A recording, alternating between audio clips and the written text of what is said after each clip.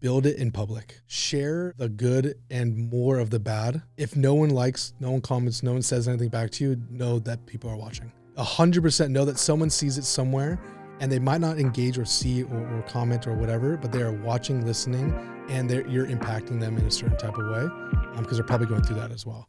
What's up, guys? Welcome back to another episode of the 4Media Uncut podcast. That's right. Today, we have one of, honestly, me and Eddie, when we started this podcast, we're like, who are the top people we'd want on this podcast? We're like, Nick Shackelford, I don't know. Today, we got Nick Shackelford on the podcast, one of the biggest names in the e-commerce marketing space. He needs no introduction, but Eddie, tell him what he does. Tell him who he is. Owner of Structured Social. Also, I'm sure all of you have a fidget spinner sitting at home. You can thank Nick because him and his partner, Jake Schmidt, actually popped that one off and started that trend. Most importantly, this is just a really good person. He's done so much revenue on the e-commerce side. He's got experience with the biggest companies, the smallest companies, and everything in between. But most importantly, he's just a really good dude. This guy's been an open book to me from the beginning, and he shares things on this podcast that he's never shared before, and even in person outside of this podcast, took it even further and peeled back the curtains on things that he wasn't comfortable doing because he's just a really good person. With that being said, I hope you take this episode, you listen to it, and then dive deeper into Nick. See all the amazing content that he has out there. If you're anything of interest in the e-commerce space, definitely listen to a lot of the stuff he has and strategies that they've done in the past because they're really, really valuable. But most importantly, really, really valuable podcast that you're about to listen to. So may Nick bless your ears. Let's get this going.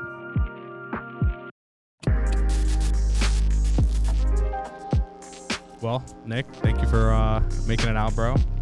By the way, you took important humility note here, which was this was unsaid in our chats. Okay. Why did you take a layover flight, like a stop? I needed to take calls. Okay. That was the only reason you took a stop. Are you sure? Pretty confident, yeah. Okay. Well, why didn't you just take your calls in the plane? Because I couldn't. Yeah, I guess they don't really let you. No, I mean, you can accept a call, but have you ever tried to take a call on It's a so glitchy. No, it's not glitchy. even if I had I take Wi-Fi. full I was saying calls Wi-Fi on planes. calls. In WhatsApp? WhatsApp, yeah. Yeah. Oh, no, I don't use it. I have full 20-minute conversations with my wife. It's more the lady walking down the aisle is like, sir, you can't be on a phone call. Oh shit, I didn't know. Now I know. Things you learn. Anyways, If you have Wi-Fi calling. you flew here, you even took a stop, so the trip's even longer.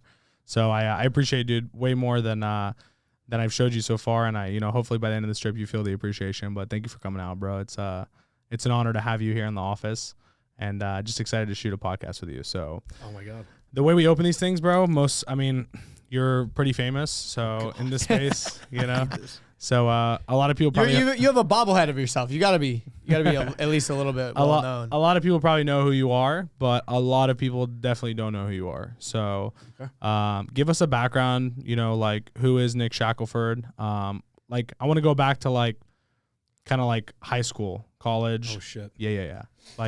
We don't need to spend the whole podcast on that, but I just want to get an idea of what got you here, and let's talk about the struggles on the way and the good things and the bad things, and then we can get into some marketing stuff together. Very clear. Okay.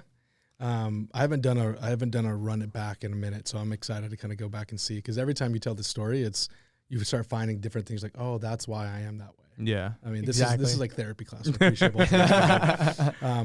I would say it started I'm an Orange County kid, born and raised. We came from a pretty mom worked, dad worked, general jobs, nothing crazy. What's the background? Mom is dental front office, Mm-hmm. and then which pushes my sister into a dentistry. So mom eventually will work for Italia, etc. My dad is HVAC. Okay. So think about you're growing up in Southern California with two modest incomes, but it wasn't incredible. And in Orange County, it's that you feel that you see that you definitely know where you stand. Yeah. That makes and sense. Are they both your parents are white? They are, yeah. Okay, so they lived here too. Oh yeah, all the way through. So, dad Native American side, mom's more on the Hispanic side. Nice, but they're Cali kids. Nice. Mom's Idaho, dad's Oklahoma. Okay. So shout out to cornbread stuff. Oh yeah, that's really right there. And we immediately I'm a middle kid, so that comes into a lot of who I am and what I have to do. So later on, a little bit foreshadowing, I'm a true ENFP. I'm a Libra. I'm all the things that if you check the horoscope, you're yep, every year. That's me. And then right when I left, this is like the determination of what changed the trajectory is I only went to school to play sports. And for anybody that plays sports, if you're like, oh, I have to get good grades, I have to do all these things. Not really. When I graduated, I left school in like 09, right? 31, left in 09. And first opportunity with the first school I went to was Berkeley. Mm-hmm. That was all I cared about. I was like, I got to get to school. That's all we planned for. Got there on sports scholarship and stuff. Coach goes to me, he's like, Shaq. That's when that nickname comes through because that's when they're like, I'm not going to call you Nick because I played with all Hispanics growing up. Yeah. So they're like, they couldn't say Nicholas Shackelford. Yeah. So they're like, it's just Shaq. Yeah. So I kept it, and I got there. He goes, I don't think your style fits our style. Wow. And this was, dude, I've literally only cared about the school. I didn't apply anywhere else. I only wanted to hear. I mean, you were playing soccer? Yeah, and UC I Berkeley, missed that part. right? UC Berkeley for sports, just soccer. Goalkeeper. And I got there, and he goes, no, it's not going to fit. And I was like, this is plan 1, 2, and 3, dude. Yeah, what are you talking about, Kevin? That's Kevin insane. Grimes. He goes, But how do you how's your style not fit? You're a goalkeeper. okay, so in the traditional American way, like I'm 6 foot in the morning, like when I stand up, like you're a tall guy. And at that time, traditional goalkeeping in America was like 6'2", 6'3" beasts. Yeah. And you're not dynamically, you didn't have foot skills, or you weren't able to like connect or play out the back. The style that Berkeley played was big boys boot it, and like you're going to get dominated. So I looked at it, I'm like, I'm not going to play. This is the only thing I care about in my life. And then all of a sudden, this ties in where everything ends up at. I go, okay, I'm leaving after my first year. So did you now looking back justify the coach's decision? Like, are you like, I get it? I get it, yeah. You get now it. I do. Okay, cool. I think at the time I was super bitter because you're like, this is all I care about. This is all I want to do. Yeah, he doesn't care about me. Like, that was like, I put everything into this. Like, and someone just cut it. For people to know, like, if you play travel ball, you get like that the state team, you get that little national team. Like, I played soccer. I feel every bit of this. Oh, bro, you're like, I'm in ODP, and then I doing all these, and you're like, I'm recruiting class, and you get there, and you're like, sorry. Because at that point, you're like, okay, that's the first time you got there. Like, that's the thing. You were literally on the team. It was crazy. Like, in Nick's head, he's like, it's all worth it. I fucking did it. Done. You know what I mean? Like, no, really. You're like, why am I not doing this? Yeah. And I sat there and I was like, I looked at myself and I go, is this really going to be it? It doesn't make sense. He tells me straight up honest, and he goes, hey, you're a great guy. I appreciate you. You're great to have in the locker room. Thanks. You won't play, but like, you don't have to go anywhere. You can stay here. Cause obviously Berkeley's a good school. Mm-hmm. And I call my mom and I go, Ma, I don't think I'm ever going to play. And at that point she was just like, it's just me and her. Like, after the parents kind of split and did their thing, is mama's boy through and through. She goes, if you want to continue to play, let's reevaluate. I get a call from Mike McGinty at St. Louis University, SLU. I didn't even know where Missouri is. I couldn't find it on a map. Never thought about going there. And he's like, we need a goalkeeper.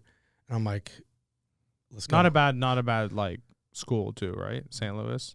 Here we go. St. Louis is known historically the number one. Now they're probably not the number one, but at the time they were the number one most NCAA soccer championships, tied with Akron and Indiana. What? But it's like 1785, 1786, 17. Like, so they were like OGs, really known for this. Yeah. And all of a sudden, when all schools were more equal. Yeah. That's really what it is. When they couldn't pull in exactly.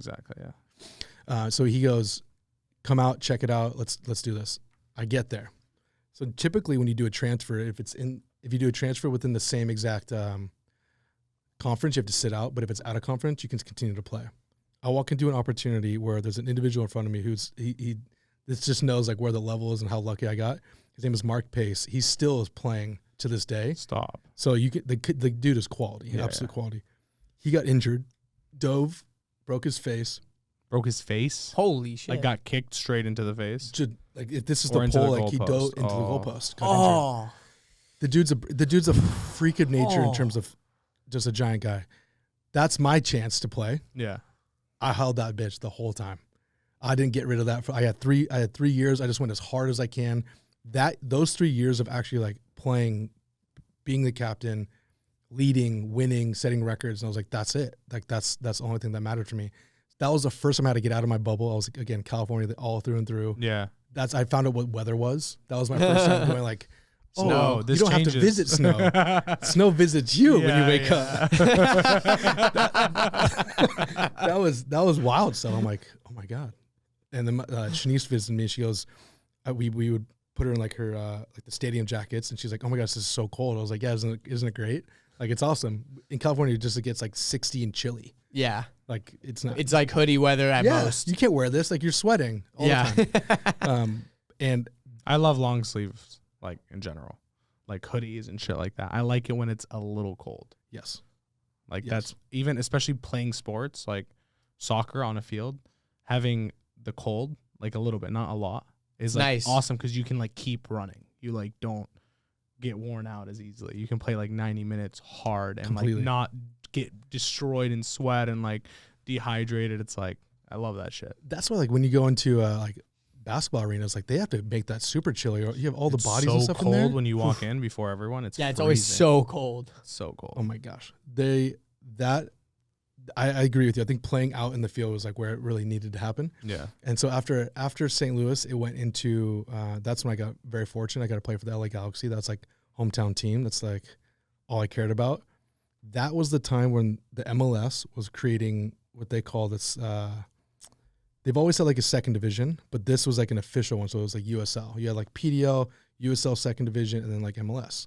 There's no relegation or up and down because it's enough cash here yet. Yeah. Eventually one day. Which will be sick when we get to that day, just like Premier League and all these other places. It's going to build real loyalty, and people really have to play. Exactly, yeah. You gotta earn your spot. Which is, if you think about like baseball and all the other, like the D League and basketball, if it eventually gets to that point, I hope it does. Yeah. More people will come around their teams. Galaxy was like the first time I hit another issue, meaning like my size. And the same theme came up. They're like, hey, Shaq, you're a great locker room dude, but like you're not really starting. You can be here. We love you. You're a great team. You're number 2, number 3, like awesome, stay. And I'm going like, fuck, again? Like, what am I going to do? Like, there's no way. Did they say it's because of height? What did they say? 2 things. They said there was a kid named Eric that was beneath me. At the time I came in, I was 21, 22 area. He was 17, like 16, 17, 18. Mm-hmm.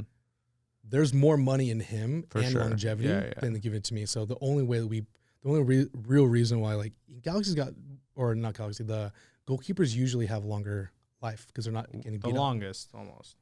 So if you look at someone that's like, okay, 16, 17, it's kind of where you sit in the depth chart. You're like, shit, this dude's for sure taller than me. He's Latino. That was a movement for Galaxy to build more into the Latino market. He's an academy kid. Like, all right, what am I going to do? So at this time, I told Shanice, I was like, babe, there's no way that this is going to end up going in the direction that I thought it was going to be. What do we do? And she goes, well, like, follow your passion, follow your dream, all the things. At this point, we've already been long distance for 2.5 years. She's at San Francisco. I'm at St. Louis doing a little bit. She's like, do you really want to go chase this and leave it? And I go, no. 1.5 years, like, let's call it. Let's go for it. It was a good run. Let's see if I can roll this professionalism into something else. What do you do if you don't? I'll ask you this one. What do you do if you don't make it super high, but you still have like a skill in a sport? What do you do? If you don't make, you just go to like a rec league, right? You coach. You're so right. You're like, oh, I'm super good at coaching, and that's where we make our money. You're like, okay, I'm gonna go do a club, or I go to a high school. Yeah. Man, that area was like could have gone 2 different ways. I could have been like, okay, I'm going to just stay with coaching and I'm going to be a career soccer coach. I'll go to high school, I'll get privates, I'll get a club, and that was all I would do. I met a woman, her name was Rachel Puepke. I was doing privates with her daughter Ava, and she was at the time the CMO of PepsiCo products. So you have the restaurants where they have the syrup, and then you have like the actual like cups and waters and stuff. Not cups, the bottles. She was on the restaurant side. And I was talking to her. I was like, yeah, like my background is marketing. Like, I went to school, all these things. She goes, oh, okay, like maybe you should come and sit on meetings. And I was like, oh, that would be, can I? That's awesome. Came with her for 2 meetings, sat there, and I was like, how do I do this? How do I do this? I need to do more of this. And I was like, I'm just going to come in. I'm going to make decks. I'm going to like just listen. She was allowing me to do this. So if it wasn't for her to give me that in from coaching, which is like the gratitude that I've always had and the thankfulness that I've always had to sports, et cetera, and the coaching area and the education side of things. She was the one that said like, hey, come on, let's go sit there. So I'm sitting in meetings with Pepsi talking about like BJ's restaurant, Wahoo's Fish Tacos. What's the pizza? There's a pizza place in Michigan. It's kind of like someone might know. I think I might know what you're talking about. Jets? My mom's from Is Jets? Jets Pizza? It's like Jets Pizza, something like that. It's like out in that area. Pepsi has a contract with them. Yeah, so we're doing yeah. contracts with all these people. And I go, fuck, this is where money is. Like these, talking about a creative concept about, do you remember when the two babies, and people might be able to someone might pull this up, two babies that were standing at the fridge, that were like talking to each other. And Yes. so many people did voiceovers about what they were saying. Mm-hmm. I hope you're looking at me as if you don't know this. It was a commercial a long time ago. I know the what you're talking babies. about. They're literally two babies talking. And I'm like, holy shit, like this is a concept. At the time, it was like pretty relevant. We sat there with a creative agency called Shareability out of LA, which is pretty notable still now. They were the one that made the grandpa, not the Drew commercial, but they did it with Cristiano Ronaldo where they dressed him as a grandpa and he was like, yeah. Crazy. We pitched them on the Pepsi side, hey, we should do like millennial babies at BJ's that are like just having conversations to try and bring in more young millennial parents. I'm a 90s kid, made sense. I'm the one leading this pitch. I saw that deck that I saw. I was like, so gross, especially when you just start learning to build decks. Sat there, pitched, and they looked at me and they're like, that's a great idea. Let's do it. And I go, holy fuck. I just talked. I just talked, explained a concept, and we just got a fat check. How did you do this? And I go, this is what I have to do for the rest of my life. That moment in that pitch on that with her for them was the reason why we're still doing this, because that turned it away from like, I'm only worth my body in terms of like creating and kicking and coaching. I'm finally respected and valued for like the thoughts and the creative mind work that I actually have. Yeah. That's when the thing was like, okay, values here. Yeah. Not just with what You're I'm gonna bringing think about. value. You're not just trying to like figure it out. Like, oh, are they going to think this is good? It's like, holy shit. Like they thought it was good. Like I'm able to successfully bring like valuable ideas and concepts. And that there's a world of people willing to pay A lot of money. tons for it. of money for this, depending How on much was the check at the time? I think it was $15,000. And you're like, holy shit. And that's the most money I've ever seen. at Yeah. that time. Like Yeah. until I was at that point, I was 15 like, grand is a big chunk of change. holy shit. Yeah. Yeah. For Pepsi, I mean, for Pepsi, it's probably not, but for Yeah. me, that going like, this is, like, I was holding my award. I was like, this is amazing. I'm glad this is here. This is going to help. It's a great prop. And I go, okay, what's next?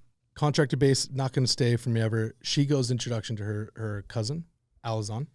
I guess niece, not cousin, niece, Alizon, who at the time she was the either second or third director at OMD, which is Omnicom, who owns the contract to Apple, which is Media Arts Lab in Playa Vista, LA, who works under the arm of Resolution Media. So if you stuck with me on that, it's OMD, who works with Apple's creative agency called MAL, Media Arts Lab. That's based in, like, there's a couple of locations, but that's based in Playa Vista. They were looking for junior paid social people. And I was like, it's okay. I can do this. I can learn this. This is What year was this? This was 2017, 16 area. Okay. So it's like the first time real boy job. This is like a real person's job. Yeah. I was driving from Orange County to LA. So it's the same thing. Our current studio office shares a wall with them now. So it's like super close. Sick. I'll talk about that's just wild. Driving back and forth, learning how to like, what's corporate America? Like we're using public facing emails. The back in the day, I don't know if you guys felt this, but like when you just started getting in the industry and you would send an email, you like read it like 6 or 7 times. You're like, Yeah. how does this read? Do you think they get upset if you say it like this? And do I send best or I send looking forward to talking to you? Like, Yeah. Now I don't give a fuck. Honestly. Yeah. I know, but you have to earn that. Yeah. You can't just be like, send it. And you're Yeah, like, yeah, yo, It would take you like an hour to write like a very simple email. Like literally, because you would just go over it so many times. Like, is that the right thing? Is there a comma that like literally just Yes. everything. You're like reading it out loud. You're like, hello. You're like doing all the pronouns. You're clapping it out, dude. And I go, all right, this is my life. I'm going to be a junior social peer. I'm going to rise up in the agency world, and this is going to be fantastic. I'll be a director of social at a bigger agency. And enters in the man that's changed my life significantly, Jacob Schmidt, who's going to be with us here in Atlanta, coming from LA, or coming from New York. And Jake is from Missouri. Never met him in Missouri. Jake was a goalkeeper Never met him as a goalkeeper. Whoa. Jake. Whoa. Like, whoa. Jake is complete opposite. Jake of was me. my roommate. And I never even saw him. Jake's my brother. Jake is my biological brother. It could have gone that way. I should have just kept going. And backtracked it. Fuck. I blew him up. I was like, hey, we were. He was slanging soccer jerseys that he was illegally selling legitimate soccer jerseys that you can't be selling. Wow. Like back in the day, I know which ones you're talking you about. can't sling I a bought Barca a few jersey. of those. Yeah. You can't sling a what? You can't sling a Barcelona jersey or a Real Madrid jersey without it being like the La Liga, all the things. Jake's Yeah, like, yeah. Nah, it's okay. Don't need that. Sell it. Yeah. And I was like, wow, you're making money. He was a young kid. I think he's like 26 now, 24, 25, 26 the range right now. Oh, he's really young. Super young. Yeah. I'd be shocked if he's 27, but I probably should know this. Yeah. He goes. He was selling them online. Yeah. On a website, just slinging them? slinging I them. bought them from him for sure. He's probably leveraging eBay at the time or something. Yeah. Who knows? And then got on that, got shut down, couldn't sell it anymore. PayPal stopped it, as we all know. Everyone probably has a story like this. The next thing started selling was the hoverboards. You remember these? Yes. The glide boards. You lean forward and backwards. Yeah. One caught on fire, as many of them did. So he's like, I'm probably not going to sell this anymore. Liability is not there. I was like, that's a smart move.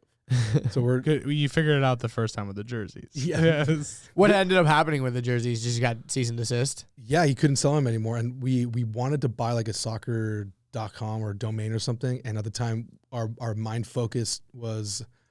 shifted and our focus began to be like getting and buying Instagram accounts. Mm-hmm. So we owned one called YoFamChill, which like still is there. It was like a meme channel, all this.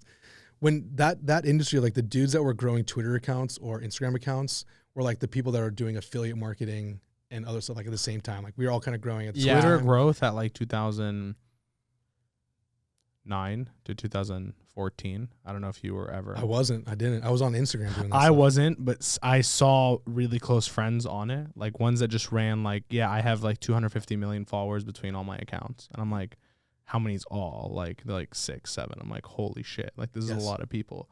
And they all had like, basically like a black market chat essentially outside in like, not Telegram or any, I don't know what platforms it was on, but like they had their own chat where like, when you were like a certain tier of like followers and movement, then you could be in these chats. And bro, I would read these chats and they would just be exchanging like Kick groups. Kick groups were huge. Kick. That's what it was. It was Kick. I know, because I'm with you on this. Keep Bro, going, dude. and they would fucking, bro, you have no idea the numbers that these young, I'm telling you, fucking 15-year-olds were slinging, bro. Oh, like, yeah. Like we used to be in network marketing and like, so we did a Vima. I'm sure you heard of Vima. Yeah. We did Vima for like Verve, the energy 2 drink. years, Verve. probably 2 years Yeah, about 2 years. in college. Did you get the pink card at least? I moved up quick, bro. I moved up quick. Eddie was at the level Pink for the Cadillac? car. Sheesh. Eddie got to the level of the car, but he chose not to do it. You're like, fuck that. It's like they're just paying for my lease. I'm Like, what I'll just take fuck? the I'm not gonna cash. fucking drive this car. This dog shit. But well, fuck. What was the point of this? What was I talking? You were about? saying we were in growing Vima. Twitter accounts. Yeah, Twitter growing account. Yeah, accounts, and so like that's how I got into these circles because I would go and like do these events at other people's houses, and then like these kids started showing up, and they blew my fucking mind. I'm like, what the fuck are these kids doing, bro? You're doing networking. You're Bro. like grinding. Everything, and These guys they're like- like, Yeah. yeah, man, we're thinking about this funny Christmas sweater. We're gonna post it on our accounts. $200,000. I'm like, what the fuck did Yeah. I just see, Insane. bro? Yeah. What? I'm like, you're 15, dude. You live with your mom. They just have crazy followers Yes. and just post like Yes. one They're just product at a time. Dude, it was another level. You know? Really? This is before dropshipping. This Before was dropshipping. before dropshipping. Yeah. Wow. Because you were learning that or seeing that, and we were seeing that and learning that on Instagram, and that's what led us to Fidget Spinners. It's fidget spinner. That's when I was like, okay, that's another level. So if you see the trend right here, it's like, okay, Berkeley, awesome. That was a goal. I hit that next. Professional, okay, awesome goal. Hit that next. Wasn't the thing. Thought it was going to be, but like, those are goals you keep setting. The next one was like, okay, we spent a shit ton of money with Apple, learned a lot how to run the platform. Facebook was primitive. Back then we would do reach and frequency buys. I have to get this out. Apple had more money to spend on the iPhone, whichever it was, in the iPhone 7, iPad Pro, and at the time, I don't think the AirPods were even out at that point. No, they were not. No. The iPad Pro, And they would ask like, how much do we need to spend to hit all of like APAC? Like that's the language we had to use. Like, oh, it was like North America, South America, and APAC. What we need. Alazon would type it into reach and frequency buys to see how much it would be to hit every single person with one impression. And that budget would be the reason what we would spend. No conversion, no nothing, just taking what the ads were running on TV, putting it into the platform, uploading it with the spreadsheet. Because at the time, what was the software everyone was using? It was like enterprise campaign management software, Nanigans. Okay. I was like, Something. Nanigans. What a name. Look that up. That's wild. So then we were having to use those or Sprout Social. One of those two. Okay. It was like these weird things. That really dates it. We would set the spend. We'd spend all the money, and then the reporting would be like, how many people did you reach, and what was your CPMs and CPCs? We weren't selling a single thing. We couldn't. Nothing. And so I was like, wow, there's a lot of money on here. Now I learned how to understand how to do Facebook. And Jake was like, hey, there's this thing called Fidget Spinners. And I was like, no, what is this? He sent me a video of the first influencer of a guy that did a wall sit. He did a wall sit, put the fidget spinner on top of the weight, and he's like, who can last longer, the fidget spinner or my wall sit? And this dude was Jack, so like he had a lot of followers at the time. And I was like, this is the fucking stupidest thing I've ever seen in my life. There's no way it's gonna work. Jake wakes up, slanging like, again, this is like straight off of like Alibaba, a $25 fidget spinner, and he's like, dude, I just sold all of them one day. I was like, a $25 fidget spinner? I was like, what are you talking about? What do you mean you sold all of them? Like, I'm like happy to have like a $2,500 paycheck, like before tax. He goes, no, dude, we just made a bunch of money. I was like, what do you mean? He's like, do you know how to run Facebook? I was like, of course I know how to fucking run Facebook. That's what I do at my job. Not really knowing that he was driving conversions and pixels and shit was an even thing. Yeah. I'm like, okay, let's go. And so we just started running ads, shooting content, and selling fidget spinners. Jake, myself, and my older best friend, Luke Fields, who was doing some filming stuff. I'll show one video later. I'll send it to you. It doesn't make any sense. We basically said, and this was the angle we took, it's the cure for ADD. Sit there and allow people to kind of like spin it, your kinetic energy. Are you a kinetic learner? Do you need to be doing something stimulated the entire time? Do you bite your nails? Do you tap your feet? How are you feeling? Are you chewing gum? What is your thing? Oh, you need a fidget spinner. That's what you have to get. Yep. That to me was like direct response marketing at its primitive. Price point made sense. And then you really see shit that goes on. This was right before school started. So people, it was still summer where they didn't really see the peak impact of it. And all of a sudden you get the kids into school and everybody wants this stuff. Then you have Best Buy that picks it up. Then you have Target and everybody selling fidget spinners. So the biggest thing then, this was what Jake told me, was like, you had to brand it, you had to make it yours, you had to make it unique. He makes it Fidget.ly. So we're selling Fidget.lys. It's the same shit. It's just an actual brand. The real thing was that we had the bearings, we had ceramic bearings, which was like the cool thing. Like everybody had ABEX 7s and we're like, no, we got ceramic. ABEX 7s are trash. That's what we were trying to say. But that's hilarious. That was technical terms right there. That's hilarious. And I remember that from like skateboard bearings. That's the same thing. It's literally the same thing. Yeah. The weight's on the outside and then the ceramic bearing in the middle. And like, oh, it could just roll so much smoother. And like, okay, cool. Did it actually last longer with the ceramic bearing? Oh, hell yeah. Nice. Oh, yeah. You get a little bit of oil in there when it starts slowing down. We had to do like cleaning videos. This was the first taste of like, oh my God, if you crack it and it really hits, that's what happened. Yeah. And so as soon as Fidget.ly ended, Jake, and this whole time was like filling packages in Missouri with like his bros. And I was like, no, you need to come to LA. Like I introduced you to this guy. Let's grow, let's build this company. We ended up doing those whole things. That was the first thing I realized. That's when I realized what a cap table was. That's what I realized what majority ownership really meant, because I lost majority ownership with Jake because we thought that if you have to give up 50-ish% because somebody else needs to make decisions for you because we're kids, that's all the things we thought because we're just new. That probably in the future, that's not a good deal. Don't take that. Yeah. So that we made our money. We did fantastic. We established that we know how to do. We know what we're doing. Jake stayed in LA, and he's been ever since he moved to New York this year. And that's the beginning of the agency route.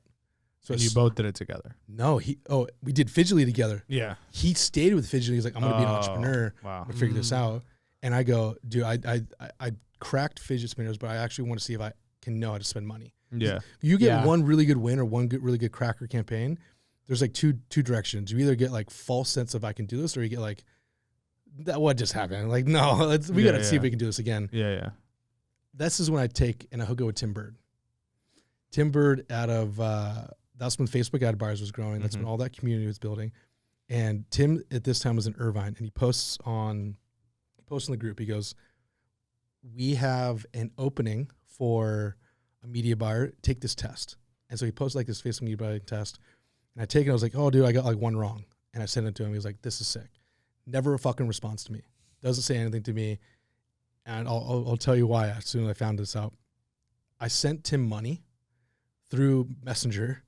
And that through Messenger, when you open up a message that has money, it literally rains in your message. So he was on his desktop, and if you send someone money and they receive it through Facebook in Messenger, it pours money. And he goes like, "What is this? What do you want from me?" I was like, I could run campaigns. Let's have a meeting. Let me show you my campaign stuff. If I didn't do that, he wouldn't have given me a chance because no one's ever done that before. Yeah. How much did you send him? Like $10, maybe $20, nothing. But, That's so fun. But this dude's like Tim is the guy at all this and owned the largest, I think still to this day is probably the largest Facebook group ever. So sat there and I opened up my computer on Fidget. All campaigns are no longer running. Just like, hey, like this is what I set up and what I've done. He goes, "I noticed two things. One, you have a nice naming convention, which like for someone to take the time to build a smooth naming convention back in, what was that, 18, 19, 2017, like that range, maybe other people knew this, but I didn't, but like someone that spent the time to build smooth navigation through a campaign was like, oh, fuck, they actually taking the time to care about it. And he calls that out. He goes, "You care about the way this is organized, like you have attention to detail." He's like, "We need a media buyer, let's go." So then I work for Tim. And so I'm at Agency Y, and it's Tim, myself, John Biggs, I'm blanking on his name, Sean Brown, which was like, he was more like obviously overseeing it, Alex Green, and then a guy that left before me. And then we were adding more and more people as we come, but super small. The inbound, I was sat next to Tim because I was still needing to learn the text. And back in the day, like you could scale and do some crazy shit with duplicating campaigns, $1 ad sets. Like that was when it was like the Wild West. Yeah. That's when I actually learned how to aggressively media buy, take some skills, not care about the product, but drop shipping was a thing. So we sold magnetic eyelashes, did millions there. Fire light bulbs, fake fire, did great there. Dog brush cleaners. Teeth whitening before snow. What else? Just like the things that you're like, why is that working? Bug catchers, dumb stuff. Yeah. But just crazy gadgets. You're like, I guess that's a thing, but it makes sense. Yeah. It was like the rise of general stores. Yeah. Yeah, totally.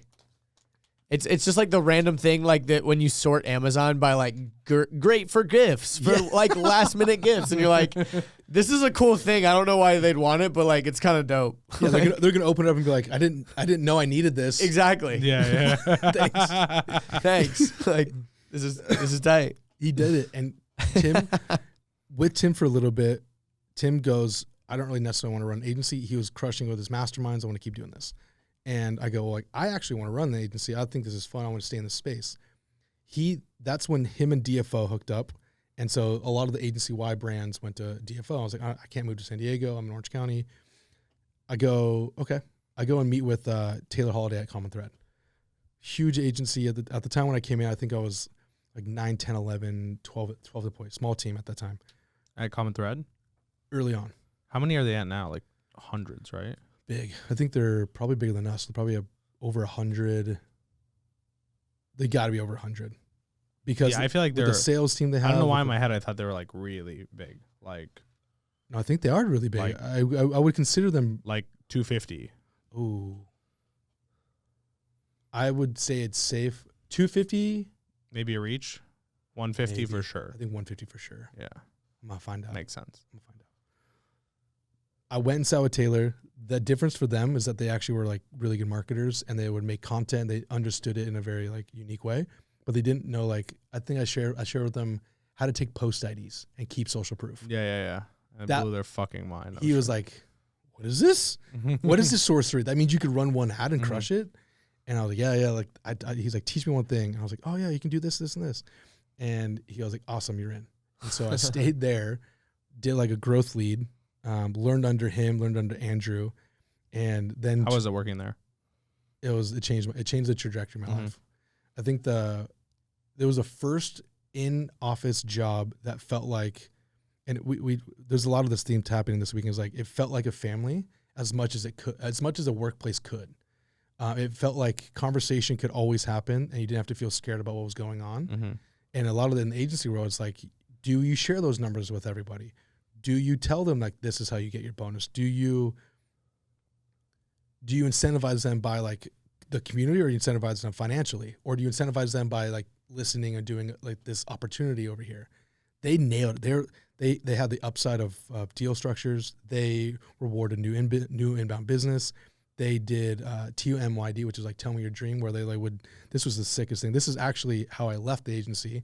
They're like, what do you want to do? They would have like a licensed therapist that came in. It's like, hey, what can we support you with? What is something that's pulling on your heartstrings? You're talking at 10 employees, 12 employees? No, not at that point. This is, thank you for calling me back on this. Okay. This is, now we're, I'm 15. Like, holy fuck, this is not their first business. No. Good. And it wasn't, because those are the guys that popularized Kalo. Okay. They were the Kalo ring guys behind. That was like Taylor's brother and him. So Taylor was a head of marketing at Kalo, and then they brought in Ted and Casey, which is Taylor's brother, and they scaled the shit out of that one. That's a crazy story. If anybody's interested in Kalo Ring, still support these guys today.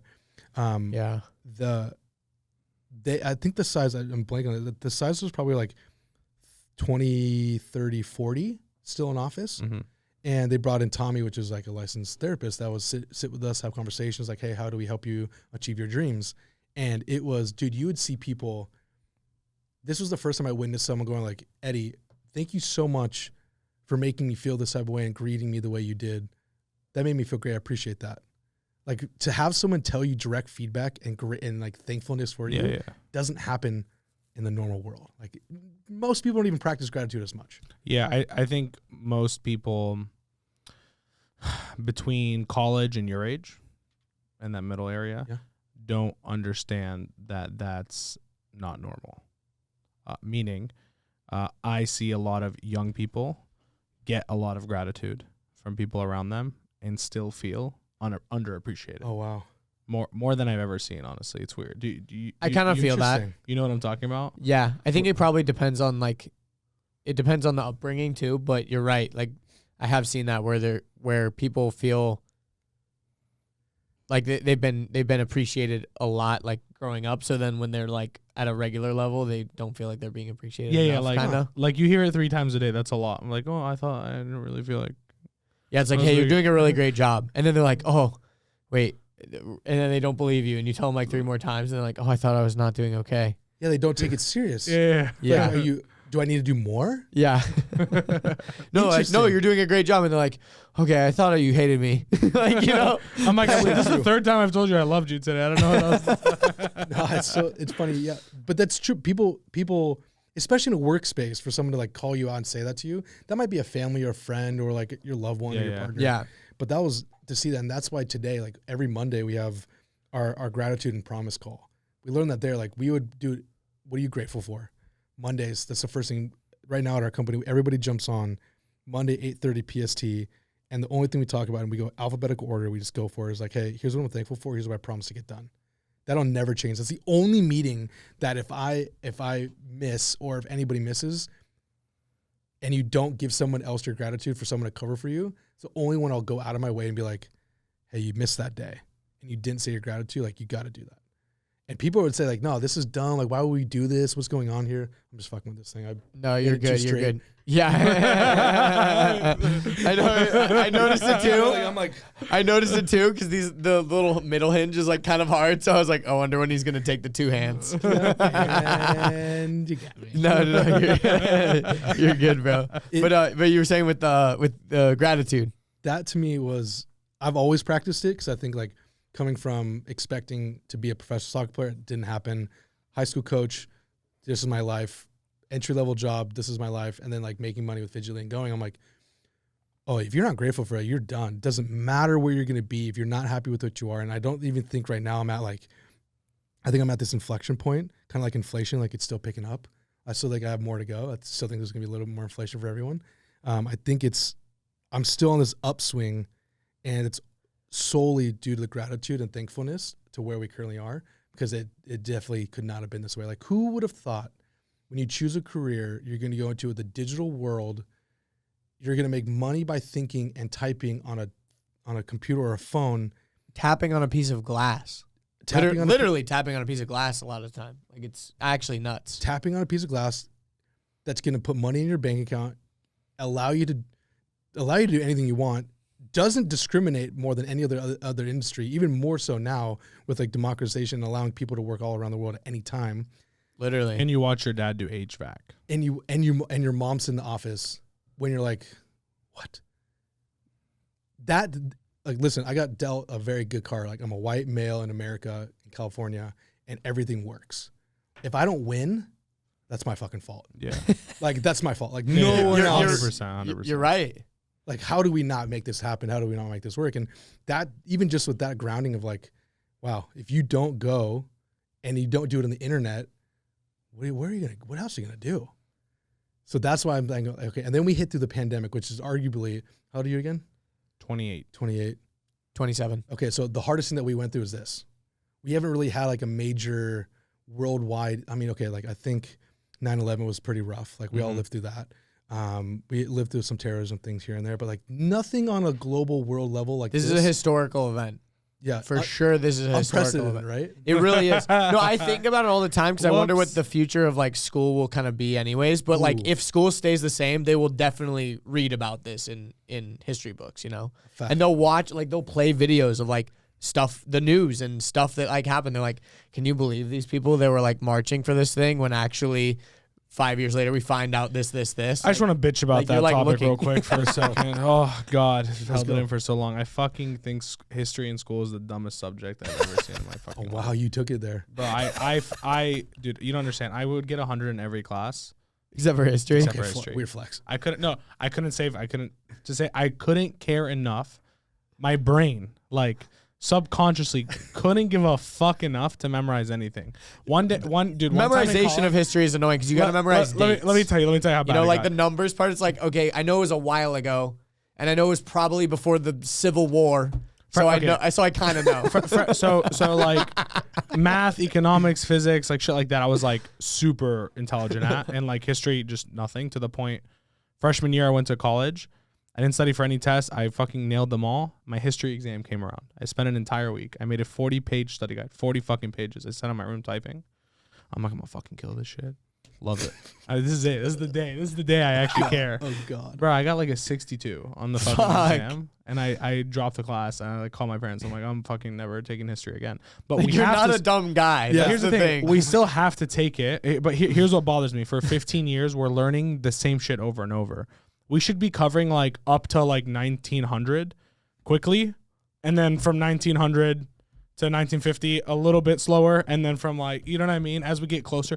The only thing that really should matter is like the last 40 years, like in a real in-depth scenario. That's where I can learn. You know what I mean? I can understand how technology came, the web, like how the internet was created. Yeah, I wish I like knew more about those years, honestly. We don't know shit about it. We can fucking, I'll tell you everything about the Great Depression, my guy. You know what I mean? Like it just never made sense. You want to talk about the Underground Railroad? Let's go. That's what I'm saying, exactly. Bro, but like, what does that help me with? No, but to be fair, like 100 years is like, you know, almost like one person ago, you know? Like, no, I know, that's what I'm saying. 1990. The oldest person on earth is born what year now? Like, I mean, what, Betty just passed at like 99? Yeah. And everyone's like, oh my gosh, she lived forever.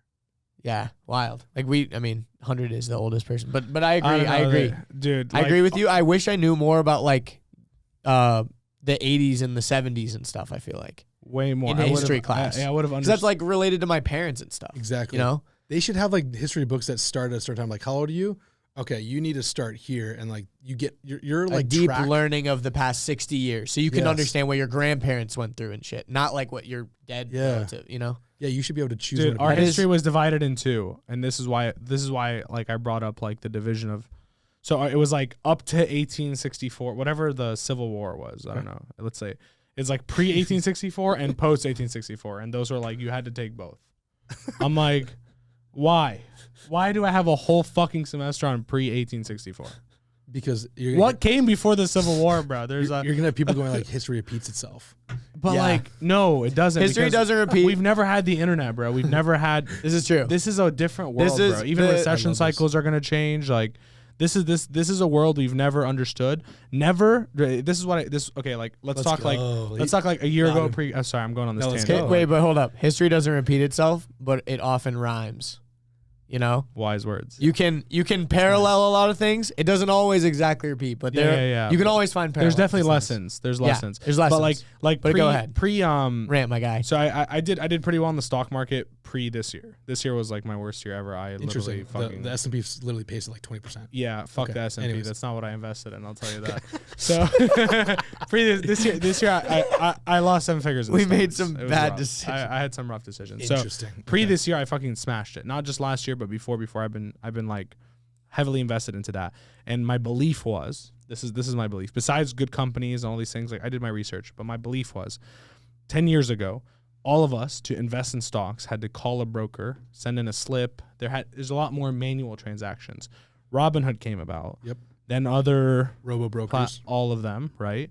And just like that, now there was like 10, probably hundreds of times more access of pressing a button on a piece of glass and moving money into the stock market instead of a bank account. And it became so quick that the only reason we all invest in all this shit is convenience. And I bet you even like all these shit coins in crypto, if they were more convenient to buy, like listed on Coinbase. Because some of them are really inconvenient to buy. Really inconvenient. You have to flip 10 wallets, liquidity. And then you got to pay the crazy ass gas fees just for, it's and you're using 10 apps. You fucking lost $10,000. What wallet is this in? You know what I mean?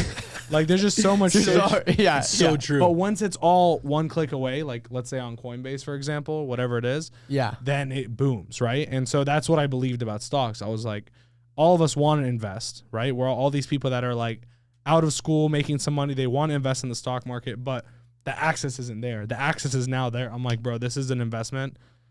Pre-crypto, I'm like, what the fuck? Crypto wasn't even a thing, at that time. Like, I'm like, dude, over the next 10 years, like, these are going to fucking like 10, 20, 30x so easily because everyone's now just dumping money into it. Everyone's like, these stocks are overvalued, and people are like, we don't care. We don't give a fuck. We're buying Zoom at $500. Like, I'm pumping Tesla still, it's like think about the convenience we had. We moved AMC and GameStop 10x as companies. Yeah. Just by putting money in they them. fucking have been open for 40 years. And someone came in 1 week, a bunch of fucking kids on their phones. 10x the value of a fucking company. Like, let that sink in. That's a level of access. Because this is the first year I actually got in the stock market ever. In the history of my life. Wow. Ever. That's crazy. Yeah, dude. So when you tell me like, oh, you were crushing before and then this happened, I'm going like, oh, fuck. How your portfolio must be massive for one. It took a hit this year. So let's go. I'll get some of the stuff out of my head. I think, and I have really good questions on this for you. I promise you. The goal. Okay, we got affected by this. Is in the last like 3 years. It's been the biggest growth of personal income because of all the things kind of starting to hit. Yeah. Years and years of doing this. Like this isn't just overnight. Like I've been doing this for quite a while. Yeah, 2000. What did you say? Like the CMO day. 2014. That's a long ass time. 8 years. So you keep going, right? Mm-hmm. Money finally starts coming in. I'm like, oh fuck! Like I have money. I can actually do something. Mom and dad, go back to them. They had bonds. They had CDs. 401ks. No, some of them didn't. Mom didn't. Mom didn't. Dad for sure. CDs. Bro. CDs, I learned dude. about CDs in school. Like, Okay, that's how long CDs. So mom and dad ain't really giving much financial literacy to your boy. 100%. No. So I'm going. Okay, so I just have money in my bank. What do I do with this? I don't know. I'm talking to other smart friends. People that have money. Okay, stock market. You have to be allocating. You have to be dollar cost averaging as much as you can all year. Right now, on average, I'll invest between $10,000 and $25,000. It's just auto invest into. Right now, it's the dividend aristocrats. It is the stocks I actually believe and use. Mm-hmm. I'm in a couple car makers. I'm less than 10,000 in crypto. Like I'm still learning that area in space, but I'm trying to get that education moving into it. So understanding that if we're at an all-time high, which we're 3 years back to back of incredible performance, we're due, right? I know everyone's talking about this. I'm not a predictable person on understanding what's happening. I think where else do you put it? It might be right now. These last couple of days have been miserable. Now. Right, like, yeah, exactly. Like, right now. was gonna check it today. I was like down. I checked it last night, bro, and I was like, my wife looked at my phone. She's like, babe, what happened when we had like 10 times more money than this and this? I started laughing. I'm like, babe, it'll come back. Just like give it another couple years. So you've been in, how long? You've been through a lot. You've been through. Were you doing it through the .com? No, definitely not that long. No, like 2000. I don't know, like 8. 2000. I mean, longer. That's than long. most Yeah, people. exactly. Like I've seen a lot. You know what I mean? I've seen a lot for sure. And I was like, even I had $300 to my name, and But I you put were still it in throwing stocks. it in things. You know what I mean? I was like, fuck it. Like, let's see how these things move, and like. I still think people should do this. Yeah. Because where else would you put it? You're right, dude. Dollar cost averaging and just going in the market. The most successful portfolios are the people that die and the people that forget their passwords. Interesting. Literally. The portfolios that perform the best. You ever heard this? Literally. No. Because just like over time, 90%. it's like if you zoom in, it's all ups and downs. When you zoom out, it's all just a freaking diagonal up. Bro, let me repeat You what know? Andrew said so it resonates. The top growth portfolios over the last 10 years are people who have died and not touched their account, or people who have not logged in and ever touched their account. Those are the two categories of the biggest The growth. top performers. Like on that, average, the just top like performers. dead people who can't touch their account. Like, it's not even like people who trade once a year. It's like they actually haven't, they forgot. They're either dead or. But so what do they do with that money though? Dude, who knows? Who actually knows? How so that Maybe just someone goes? from their family could probably get it if they knew it was there. You know, Hopefully who they have knows? trust. Like that's Yeah, I think with stocks, it's a little more, you know, with at least with online accounts and stuff, it's like a little different because like if you forget your password, there's still ways. Like, At the end of the you day, show your social security number. tax or something, returns you know, it's like, is the real answer. Yeah. Okay. Right? Like you're reporting, let's say I report, 10 million in stocks, right? I report 10 million in stocks and then I die. My lawyer is going to go to my tax return and be like, he reported 10 mil last year in stocks. Are you guys aware of this? Like, no fucking clue, Dad. I did not know Dad had that, And then Yeah. that's lawyer goes and tries to pursue where Dad's stock is. okay. I'm sure that's how it would work, right? That would make sense. I would assume That's That's the very only thing I logical. think that would make actual sense. Otherwise, like, Unless you have a will, unless you have a trust, and like, hey, But this he- is what happens. My exactly. But portfolio you'd have to goes this way. list each thing in the will is what I'm saying. Because like, Oh. like example, what if your dad has, $10 million in a Swiss bank that I hope he Mom- does. Dad, I hope you do. that like That would be sick. mom and no one knows about. You get what I'm saying? So like little things like that. Like if my dad, for example, tomorrow died, God forbid, I would probably be like the third closest person to knowing how much he actually had. His brothers might know some bit. Yeah. I might know some bit, and my mom might know some bit, and we each have different pieces.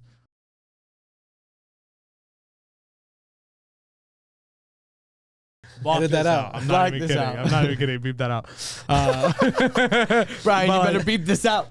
But like also, you know what I mean? Like and vice versa. And so like, I don't know. It's hard to, unless someone actually lists them somewhere. No one actually knows. Like if I died right now, check the cameras real fast. like Make and sure. didn't tell my wife that I had a stock portfolio and didn't tell anyone, how would she ever even know? She'd be like, oh man, we have this much in the bank and the business. And, That's it.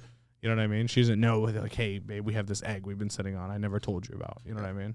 This is interesting because I'm not going to go all into crypto. Like I don't think that's that area. And I think for our age, You don't think at all? No, I do think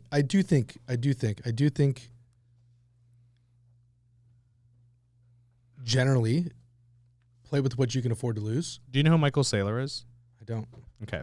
He's the CEO of a company called MicroStrategy. I've seen this because he posts a shit ton of these things on YouTube. Okay. So yes, cool. I'm. Yeah, he's like an Okay. he You gets should interviewed. a lot. like just like listen for like an hour. Okay. To like just to talk. Some he, podcasts He he's usually done. just talks to himself. It's like someone's supposed to be interviewing, but he just talks for so long that they don't. That's amazing. They ask like 4 questions in an hour. You see, But they just, arbitrage. after already being the 3rd biggest holder of Bitcoin in the world after China and the US, they just literally this last week spent like another $250 million buying Bitcoin. More because buying it's more. dropping. Buying more. Not like they'll just buy the dip. Like their dollar cost average, like their average price is still well below 30, I'm sure, but it's at like 46, and they're still like, this is a good enough price for us to acquire more. But if you listen to his A lot more. ideology of it, it kind of makes you think like, okay, over the next 10 years, I should invest a large portion of my income or my assets, my liquid cash assets into this as a complete hedge against anything else. Because like you said, inflation's like this, like so many other things are playing. We were talking yesterday at the place, like Joel. how much house prices have gone up and rent, and my rent's literally 100% more than it was 2 years ago when I signed. And like everywhere is even worse, and houses, and like this Bitcoin becomes the store of value.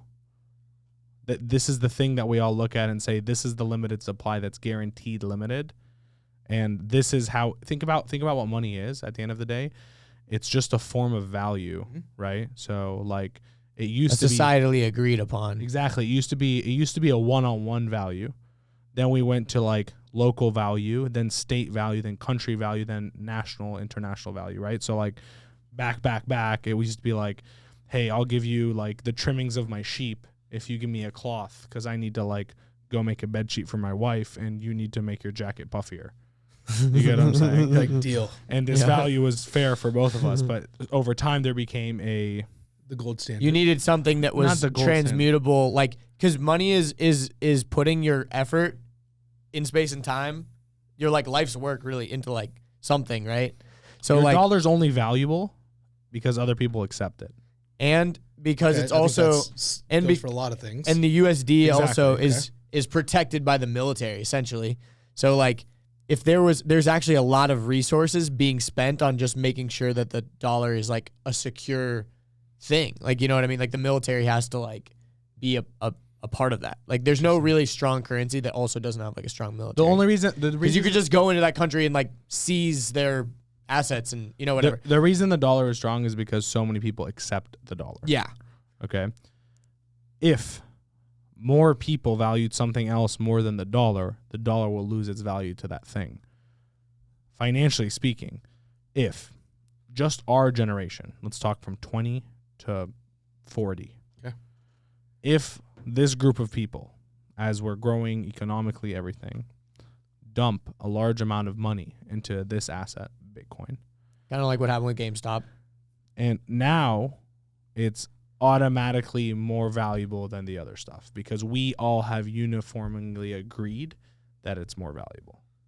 And once we hit that point, because we're like, fuck the dollar, it keeps just like losing value. Like, why would I want to store my life's work in this thing? Once more people put money into that, it automatically takes the charge of I'm more valuable than everything else because we've all agreed it is, because that's all currency is at the end of the day.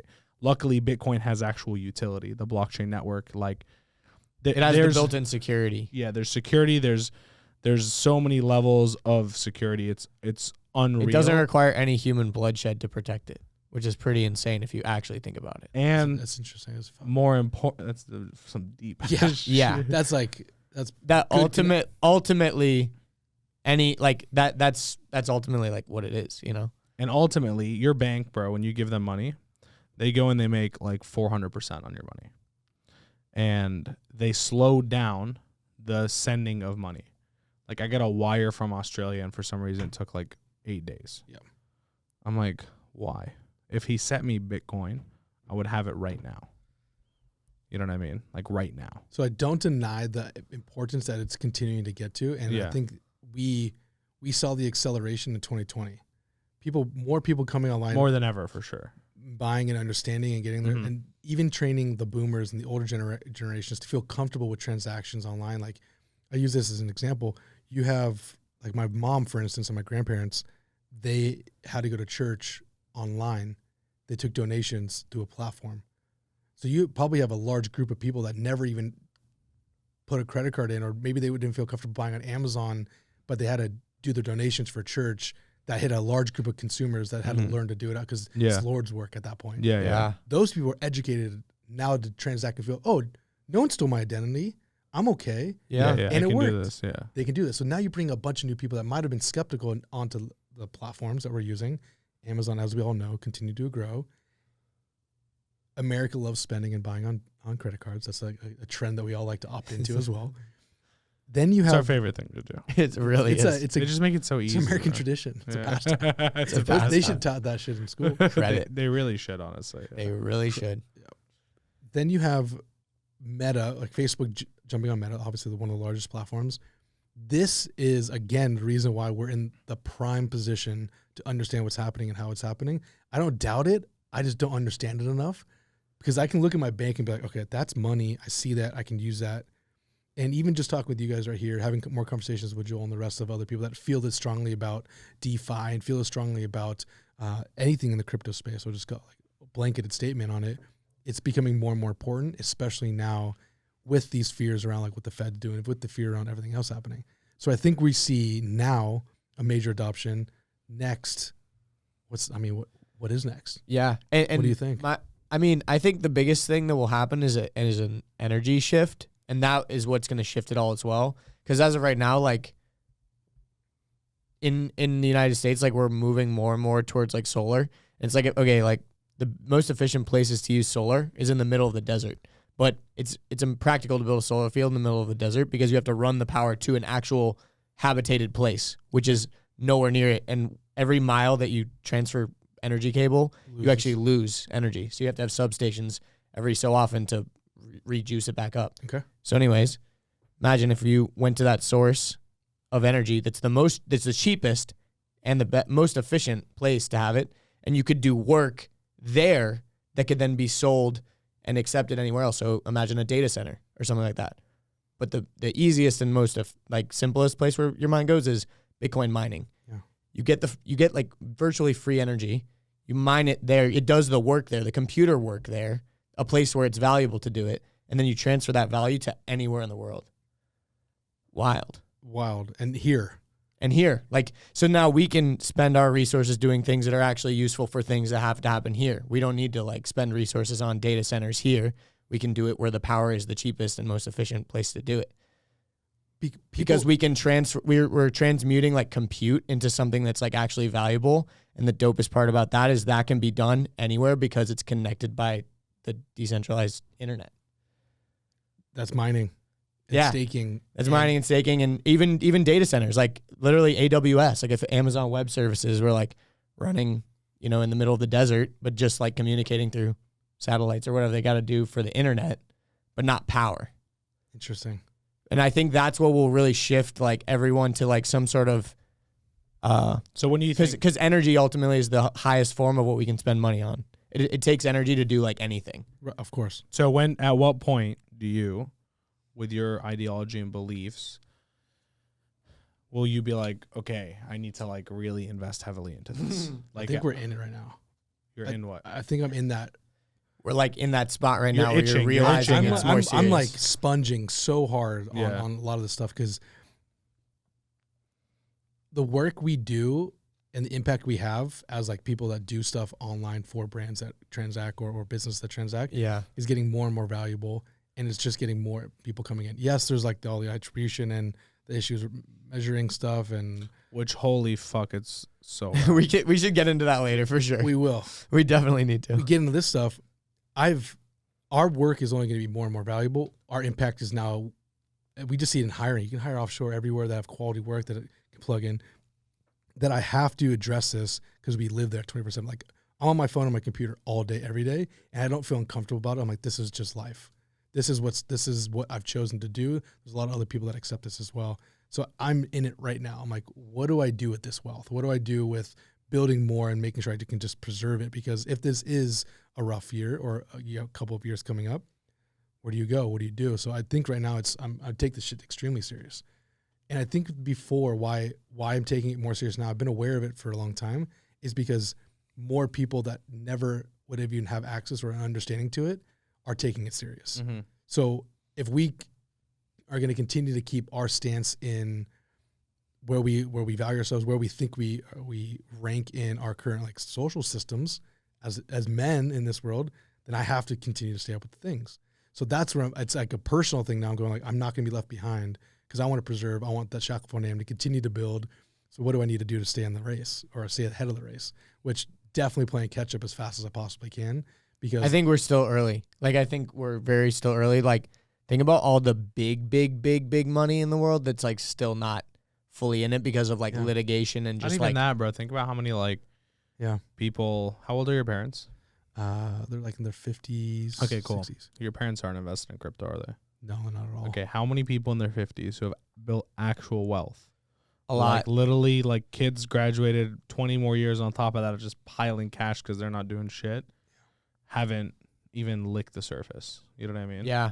Like I've been And telling my dad about Bitcoin since 2017. It was fucking $3,000. And I was like, Dad, just give me 10 G's, put it in here, and like I'll just hold it and like don't worry about it. He's like, yeah, whatever. And like it's so funny because like a few years later, like we were sitting at dinner and like one of my dad's friends like, damn, you see that shit? Bitcoin hit 50K, and I looked right at him like, just shook my head. He was like, How much would it have been worth? I mean, it was like 3.5 Bitcoin. So like, I mean, Enough. not a crazy enough, but like, Yeah, I was like, something. hey, give me 10 G's, and then now it would have been like fucking 150. Like, you know, Yeah. like, It's not nothing. yeah, because No, it's that's not only nothing. 10. You know what I mean? If he was like, let me put 100, that's If he, like if he 1.5 got mil. 10 and then got 10 more That's when a he saw lot. it That's a going big up. jump. You know what I mean? Like, That's the best part. we I become think. immune to these numbers because we see them. Like, Yeah. like even in like Shopify dashboards and shit, you're like, holy fuck, 3 million this month. You're like, It's damn, true. this month alone, like, oh wow, like what is life at this point? You know, but It like, even- I turning think it 100K even to 3 also, mil like, is crazy. Think about as owners too, and like even just like kind of high up in agencies and stuff, and then also even think about just like regular people coming into an agency space for like the first time or just getting into it and them seeing those numbers and them having that like you know like My assistant's first day was screenshotting last year's final numbers for Shopify stores. Like she's going to law school in 6 months. I'm wondering what's going through her head. She's like, what the fuck am I doing? Yeah. Like it has to be right. Like After you see what goes on. screenshot 30 mil, screenshot 28 mil, screenshot 27 mil, screenshot 27 mil, screenshot 17 mil. And it's bobbleheads. You know what I You're mean? selling bobbleheads. Like she's got to be thinking in her head like, what the fuck is happening? Right. You know what I mean? There's, Like, there's so many people that don't even what like why be a lawyer, why be a doctor, why be a dentist unless like, you love it. agree Yeah. totally, but still do this on the side. Like there's no reason why you can't do this. There's Yeah. so much learning, so much shit online about this stuff. This is the tough part of like you go, if we're creating this space and there's still people that need to catch up to this space, we should be good, right? Yeah, That's what theory or that's what like logic tells you. Yeah, Like, yeah. you should be okay. Yeah. Still makes me scared to put money into it yet. No, for sure. Yeah, I don't disagree. for sure. I just want to know your logic. There's no right or wrong answer until 20 years from now. yeah And we'll sure. look back and we'll review this. Yeah. For You're sure. like, told you fuckers. Like, You hey, lost it remember all. I didn't do Bitcoin's that? like 20K. Remember that Bitcoin thing you thought was cool? Where's my that? Yeah, but I'll tell you, this market, what are we, January 7th today? Yeah. Yeah, I did not anticipate how this was going to look. I'm doing my best to learn and study, but good thing we know how to make money. You just gotta take Yeah. some shots to the ribs, bro. Sometimes that's it. You just gotta take the punches and Making sure I'm just bruises making will sure I'm heal. alive. Bruises will heal. That's so true. Just don't get killed. Okay, so back to agency. You wow, we went really. we went down the rabbit Sorry hole. about the history tangent because that's where this took us. You unplugged real quick. Yeah. Like history took us. You were far. still a common thread at Yeah, this yeah, point. That's what I was thinking. Yeah, you're still a common You're thread. still a common thread in this story. Yeah. So what happened there? What happened after that? No, we left comment, didn't we? No, No, we didn't. no. I don't know. Oh, I don't shit. think we left. That was it. That was the history, and Yeah, then I do went we- off on my Because we were tangent. talking about Can the I run the therapy piss and real quick, stuff. though? Yes, you What? definitely Yeah, can. yeah, We do can your pause. thing. Yeah, Yeah. yeah, you're Do your good. thing. Yeah. Go for it, dude. We got to a point where I loved it. I was a lifer. I was like, I'm signing up. I'm drinking all the Kool-Aid. I'm fucking down for everything.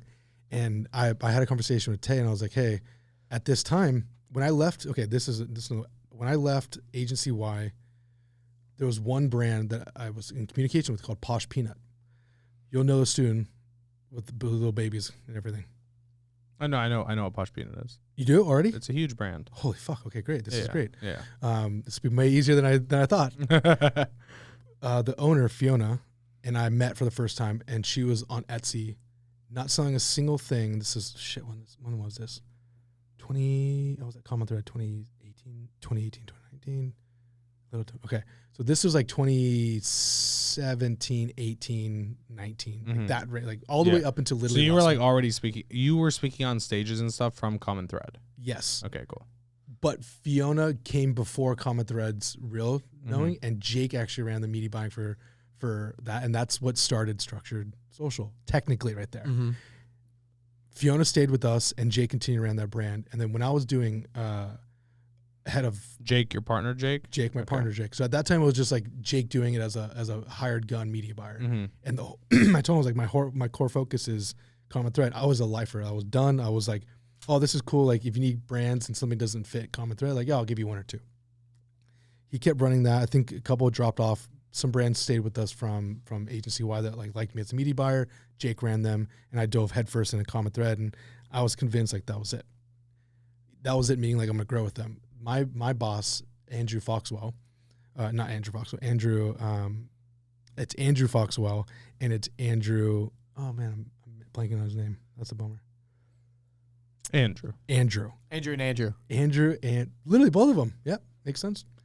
Andrew was my lead, and Andrew was moving into a different department, which is called 4x4 which that is where they were building and incubating their own brands within Common Thread. So I got to see the beginning of that, where like the agency would acquire a brand, they'd run it, etc. He left that, so that put me into a like head of strategy, and we were still building up the media buying teams, and we were getting pretty thick. Like now we're like 30, 40, 50 people, real organization, having to actually like bring in business that was consistent, building up a sales pod, being a part of the sales team. And I go, dude, I'm driving in a lot of rev, running this team. We're the highest grossing team. Like, how do I get involved? Like, how do I become the C-suite? How do I become a partner? Like, that's what I wanted. I was like, how do I do this? And at the time he was like, listen, I love you, Shaq. You guys are great. You're doing awesome. But like, that's not necessarily like in the cards. Yet I've been speaking. I was doing all the affiliate stuff, started speaking here, started getting a little interest on the personal brand side of things. And I go, okay, well, if that's not in my cards here, like, I think I have to go. And so part of TMID, Telling Your Dreams, was like, I want to become, they called me the guru there, obviously, like Nick the guru. Like I wanted to teach and talk and do all this stuff. Taylor's like, that's a conflict, because it was like Nick's personal brand was growing, yet it was Nick with Common Thread, not Common Thread's Nick. And that was me. I made that choice. Like I was like, if I were to do it all over again, I don't think I'd change it, knowing that where we're at now. But it should have been Common Thread's Nick Shackelford.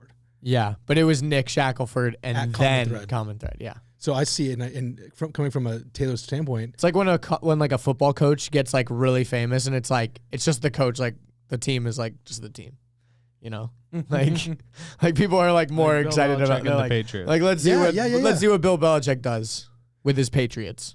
You know, it's true. And it got to the point, and you can imagine. Yeah, you're the CEO. You're like, listen, you're bringing this business, so you're not going to get mad, but you're also not like waving that Common Thread flag. And I was like, listen, I totally understand.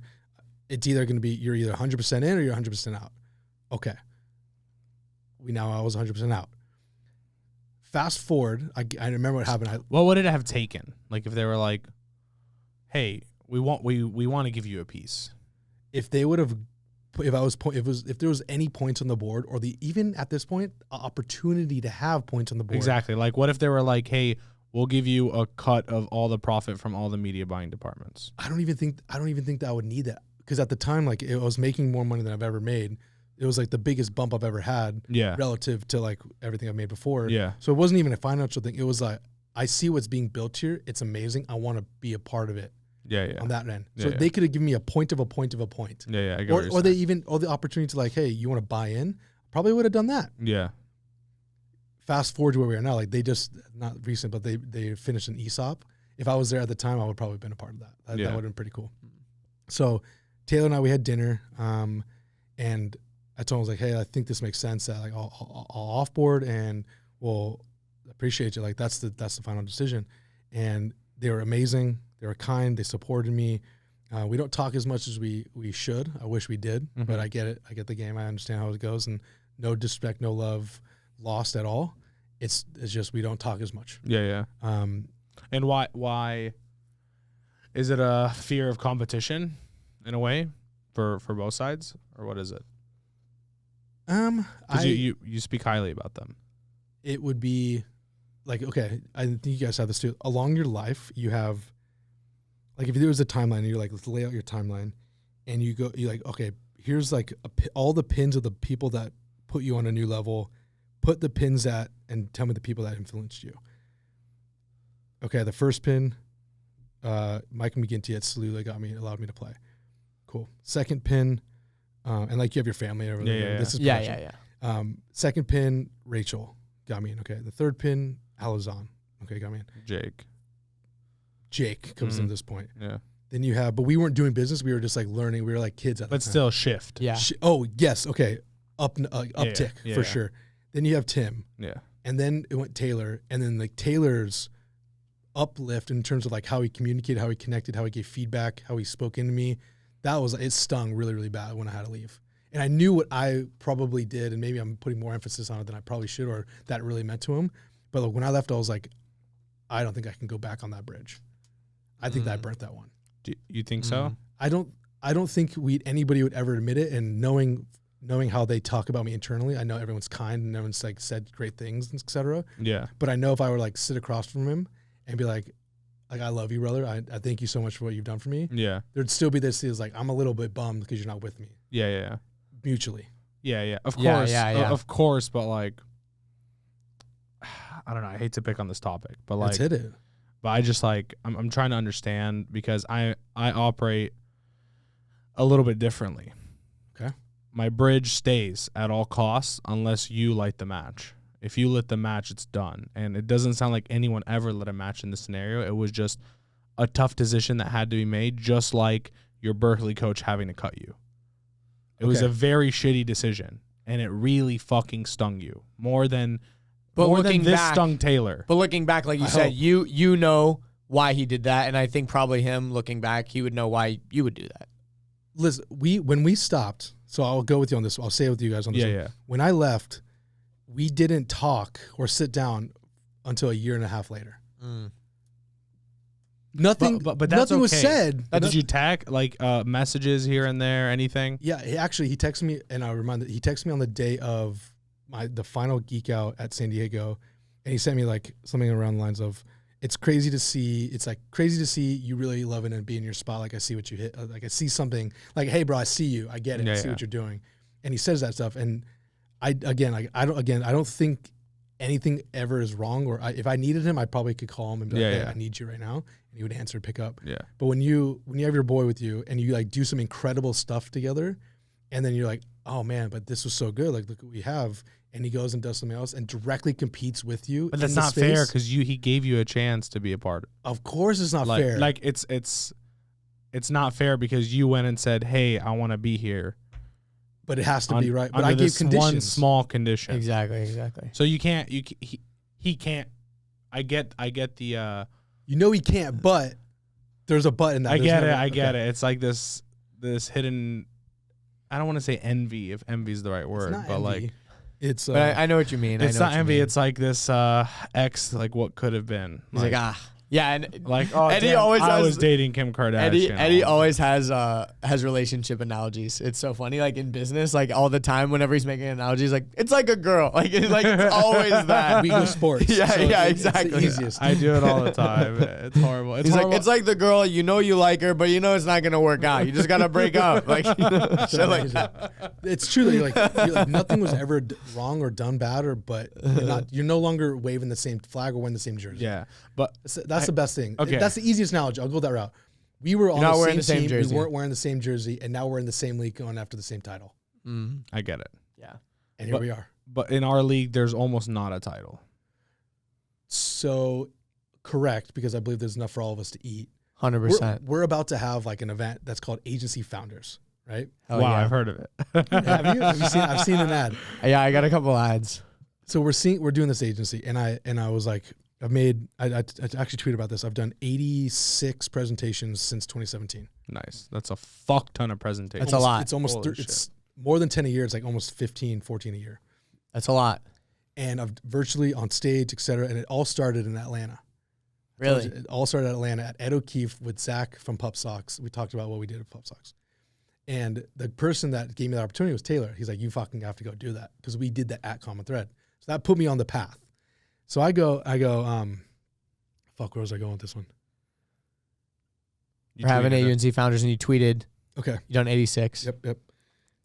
We have an agency founder, a group of people that are established agency owners that are looking to continue to do more, network, ask questions, be better. These people all know what the fuck they're doing, right?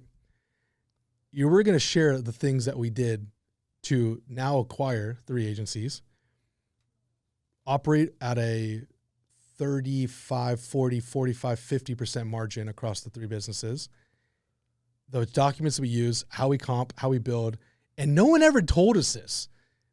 That's the fucking hardest part. That's the roadmap. That's like, here's how you build comp structures. I get what you're saying, 100%. This is wild. Like, there's a real crazy thing that's coming about this, and to be able to feel comfortable enough knowing that there's enough for everyone to eat. Of course, there's no title, but you still want to be in like that upper a top food chain. dog. Yeah.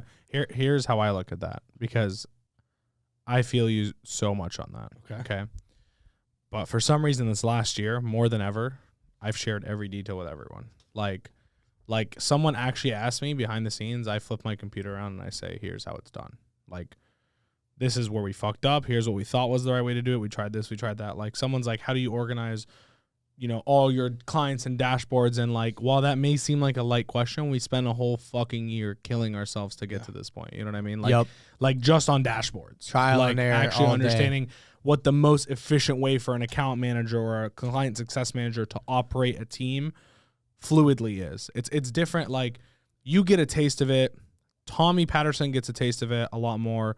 Like not a lot more than you, but like you two get a lot more of it than other agencies. But like even us, bro, like having to operate a content, an email, a TikTok, a Facebook, a Google team, all side by side in one uniform direction on same clients is a way different world than like one, and creating the structure internally to be able to view things the proper way to make sure nothing slips is a very heavy task. You know what I mean? It's not light, but I agree with you. That being said, I've come to the conclusion, 100% belief, that you can't replicate Nick Shackelford. You can't replicate Tommy Patterson. You can't replicate Andrew Deitch. You can't replicate Eddie Malouf. You know what I mean? Like, I don't care who you are. You can't be me. I'm always going to be different. I'm going to have my edge over you. You're going to have your edge over me. And these people in the room, as highly as I think of a lot of these people, most of them are going to look at what you're saying. They're going to think it's really cool. They're going to be like, man, I really got to do this. And then they're going to go back and they're going to get stuck in something that isn't that thing that you gave them that they should be focusing on. And you just can't replicate the person that you've become. And you've taken so much time, money, effort back to playing soccer in middle school till now, all these actions that you've taken to become the person that you are. And no fucking SOP, document, sheet, way of acquiring someone is going to make them you. And so like once I've fully convinced myself that, like even at dinner, you heard my best friend yesterday was sitting next to me. He's like, Eddie's been like this since he was like 5. I've been watching him do X. I've been actually, you know what I mean? Yeah. No one can just fucking come in a year. They can maybe make a big name for themselves, run ads, acquire clients, whatever the fuck the case is, but they can't be me. And like once I have now me, and I also have Andrew, and I also have Fredo, and I have Gabe, and I have this person, I have that person, I have Matt, I have Natalia, I have the other Matt, I have Ethan, you know what I mean? No, these people can't be replicated. So like you can sit here and run your SOPs and all this shit, but like if my basketball players are better than yours, it doesn't matter how good we are in the locker room. Once we get to the fucking court, my guys are dunking on your guys, and that's end of story. You know what I mean? So I don't know. I've just once that's clicked in my head, I was like, fuck it, I don't care, bro.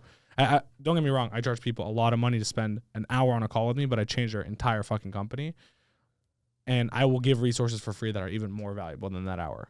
You know what I mean? But it's different. It's different when it's an hour that I know I'm directly affecting you personally and changing your business. I'll charge you for it. Everything else is free. I'm like, I'll put it out there. You do what you want with it. You know what I mean? I do. And you do a really good job at that. The sharing in public is the biggest thing that I think everybody needs to embrace. Like, we've never spent a single dollar on paid ads other than boosting organic posts that have done well. Nice.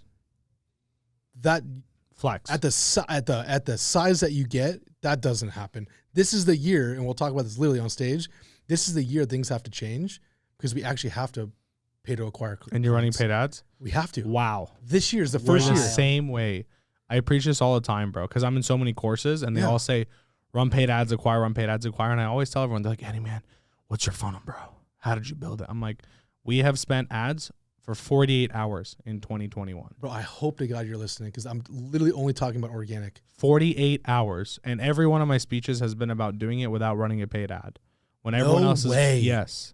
Every single, I'll go through my decks with you, Bro, brother. that's really good. Send it to me. I'll use it tomorrow. They're all That's amazing. And it's crazy. This year, now that we're in this year, we have to run paid ads to acquire. We have forced ad budgets for each month based on each department's acquisition goals, and we're forcing ourselves to run paid. I don't want to run paid ads right now. I turned on paid ads January 2nd. I'm like, dude, let them run. We have to meet this budget. I know. Every month. I got one of the ads right now. This is literally about to happen right now, because I'm in the same fucking mindset. Because oh my god, this is gonna be epic. Here we go. I'm so juiced. They just got relit on this, Eddie. This is wild because we are, regardless of whether you want to sell the company or grow it, or you need we acquired another agency. You have to obviously have deal flow. Yeah, your name can only go so far. We acquired Chase, and this is why I think when you guys start acquiring companies or agencies, making sure that they have a way of getting business that's not tied to a reputation or name. I still think it's the easiest way of growing by building a personal brand. To an X amount. To an X amount? Like to to a certain amount. Okay. Yeah. I thought you said 2X like, amount. Sorry. No. Like you can to stack a variable X amount. Yeah. Okay, so I'll challenge on this because you can multiply it in a different space that's a specialty that's at the same exact level of you in their discipline. They can Chase. Yeah. So Chase came in and was building and growing. I was already at a place where like, okay, this is strong enough. I think I can bring someone along. You bring him along. Yeah. The next thing is you bring somebody else along. You bring Joe along. And then now Jake, you got to get Jake along. And so all these people start getting on the social channels, and it's the same ecosystem. Remember, and they're all funneling to the same place. You know who Savannah Sanchez is? Yes. Savannah Sanchez was an employee of mine at Comment Thread. Her reputation is through the roof. She's a strong female in the space. First stage she talked to was the one I gave her in Bangkok at Affiliate World. I watched that one. Snapchat ads? Power 5. Okay. Snapchat, yes. Yeah. Power 5, whatever you want to say about this, that's still a stage and that's still an authority that shit still runs on YouTube. So there's a way of building it, which is crazy. I think that you talk about this stuff, and it never this is why this presentation took me so long, going like, this never dies, and it builds you to a level to where the credibility is established, and you don't have to fake it, especially if you actually have the juice. Bro, if you lost everything today, you would be fine tomorrow. God bless. I think you're right. I do believe you're right. Yeah. So when you know that the next thing is turning on paid ads and understanding a funnel, I was like, okay. Now we just have to do what we have to do, and we have to figure out who needs to hit these calls. Yeah. It's just crazy. Yeah, that's what it is. You need literally to separate it from your name and make it two different sources of acquisition, essentially. Yeah, that's why structured social should be, like, for example, Nick, I searched structured social on Google, and it's almost impossible to get to your website. Yeah, because it's structured.agency. Yes. I tried structured social. I tried structured.social. I tried everything. The closest I got was clicking your LinkedIn profile on the company to then go to the website. Do you know how difficult but just an example. Could you imagine? But if I searched Nick Shackelford, bro, and we were getting leads. If I searched Nick Shackelford, I'd find 100 ways to contact you. But the most frustrating thing is, like, could you imagine if that was actually in place for the last 4 or 5 years? Yeah. That's what I'm saying. And we didn't even have a website until a month ago. Dude. Literally, wild, right? Wild. And this is something I've talked about in so many, and I'm going to mention this again because my talk's about hiring people and, like, our way of doing it, right? We don't have as many employees as you guys do, but, like, you know, for what it's worth, this year we hired 60 something people this year. Oh my God. We've condensed now to 50 as a company, like 53, I think is where we're at. But, like, you know, we hired more, we had people we had to fire, all these things, but, like, hiring 60 in a year is, like, a lot of learnings. Yeah, a lot of learning. More than one a week. So it's definitely some sort of value. And I always bring this up to other agency owners that are talking to me. I'm like, we're in a game of acquisition, whether it's clients, talent, other agencies, right? Other agencies is just both. You know what I mean? That's all it is. You're just condensing them both into one acquisition. And it's cool. It's funny to think about, including your website. Agency websites, none of them have apply to work with us as an employee, a team member on their website. They all have contact us. They all have work with us. What's your marketing budget? All these things, but no one has, you know, build a career here as, like, one of the main things on their site. We get 5 job applications on our website, not Indeed apps, anything, 5 every day. So the talent pool becomes way more ruthless, and seat pressure is on across the board. It doesn't matter. 6 months ago, we used to be like, fuck, man, man, this guy's kind of slacking. What do we do? Now I'm like, bro, I got a fucking roster of 50 guys who do your job as good as you, if not better, that have all applied and are just waiting for us to say yes. and we've already discussed with them. Like now that no one's applying to work with Eddie. Everyone's applying to work for 4Media. So like that, and this is what paid ads is going to do from an acquisition standpoint. Everyone's going to want to work with Structured Social. They're not going to want to work with Nick Shackelford. Thank God. Thank God, right? Because you can only stretch yourself so thin. Yeah. No, I mean, Bro, have you seen his call schedule? Fuck. yeah, it's not. And don't get me wrong, I'm busy too, bro. From fucking course. 8 to 6, I'm fucking grinding all day. But like, I've fully removed myself from client calls. Fully 100%. Nothing. I mean, unless it's just me communicating with them and chatting like about things and little ideas that we have and stuff like that. But like, I'm not committed to a call from day zero, but I'm on internal meetings. Yeah. I meet with the team. I come up with the strategies. We figure out the problems that they're having, things like that. But I don't. And I feel like you do a lot of client calls. Thankfully, everything's inbound. Okay. So it's team. I'm finally on the Eddie game.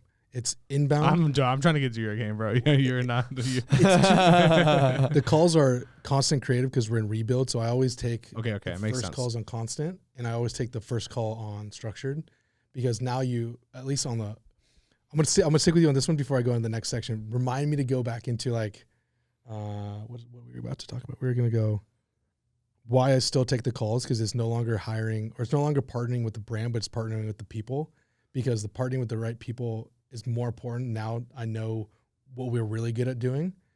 And this is the hard part about having to build an outbound sales channel, is like, I don't know if I can train the next person, guy or girl, to understand that the questions aren't about like, what's your margin? What can you afford to spend? But it's more about like, do you have a product roadmap where you actually think you're going to get products landed at the time you think you are? Or what does like your content internal rotation look like? Or the types of questions that I'm having to ask is no longer like, what is your product or what's your money? It's more of what's your attribution current setup that you're using, and what are the tools in which you have? Do you have an internal creative director or an external creative director? Do we have to work with another agency to get your content, or do we get with the content? How much money can you spend on a monthly basis? Okay, so I can probably get content done for you under 10 Gs, and then I don't have to charge you as much on the paid media side, because if we actually win with the content, I have better margin. But Which is the struggle I have with my sales guy, by the way. You can't teach it. You can't teach it. He has to sit on your calls. You have to do it. Oh, I haven't said on every call, but it's like, it's years. Oh my God. You know what I mean? It really I do is know what you mean. years. It's like, It's years. and don't get me wrong, we've tried to systemize the sales process, but it's like, bro, it's different when a business owner comes in for 4 years they're struggling, and you're asking questions they haven't thought of, and you're answering questions they didn't know the answers to. Yes. They will write a blank check. It doesn't matter. What do you need? You need $50K every month. Here you go. This is your management fee.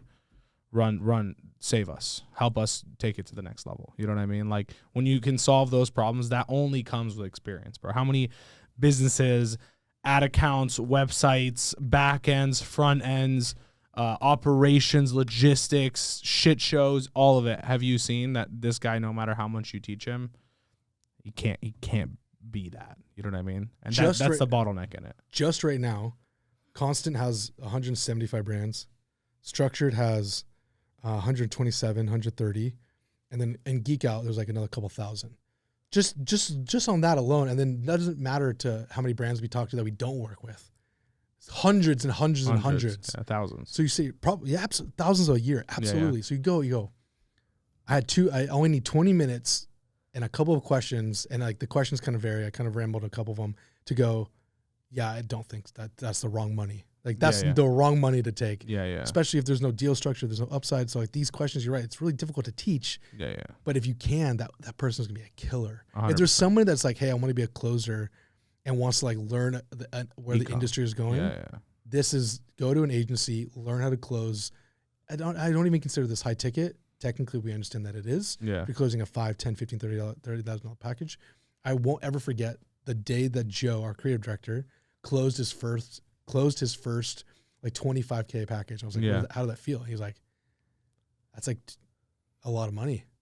Yeah, dude, that's a lot of money. Like, get used to it. Like, the more you close, the more you eat. We always say like new money gets more money. So if you bring in new money that we didn't already have or that we weren't already going to get, you get a piece of that, no matter where you are across the team. That's like another way we incentivize people. So we do the same. I guess we just don't have like a fixed structure for that, which we probably should do. Like, for example, like Andrew brings a client in. Yep. Andrew brought a client in. We closed the deal with them. We gave Andrew a cut of it all. We're like, here you go, bro. Thanks a lot for bringing them to the table. We appreciate that you didn't try to creatively fuck yourself by trying to take this all on outside of here, and you supported the business, and so you deserve, your share of that. Dude, I think about that. Yeah. Like, there's a lot of people that would.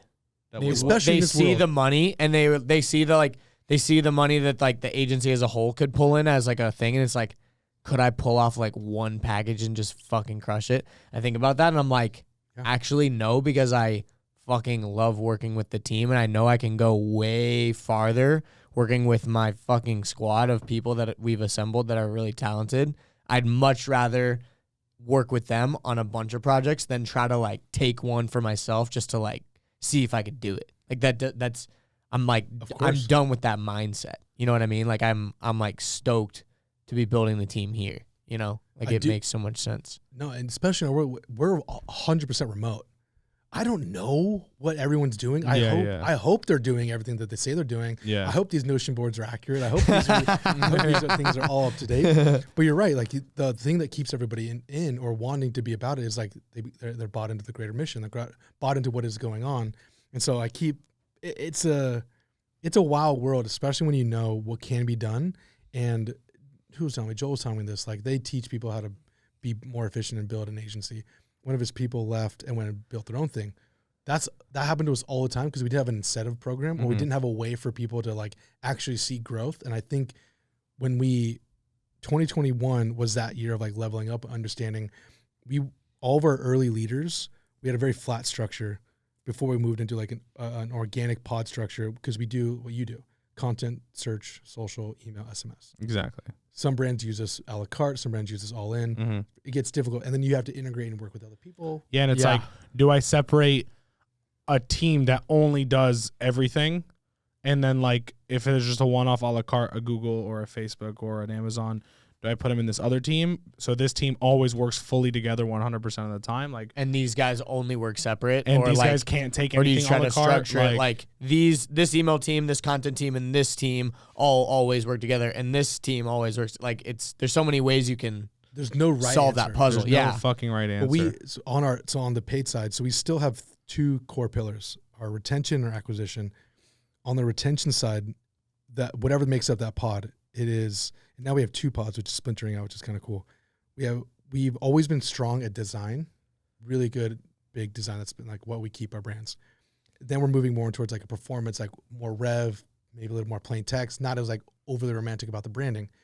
And having to do that, I was like, okay, wow, we were having copywriters just assigned to brands, just writing copy, but not communicating necessarily with the strategist nor really communicating with the implementation team.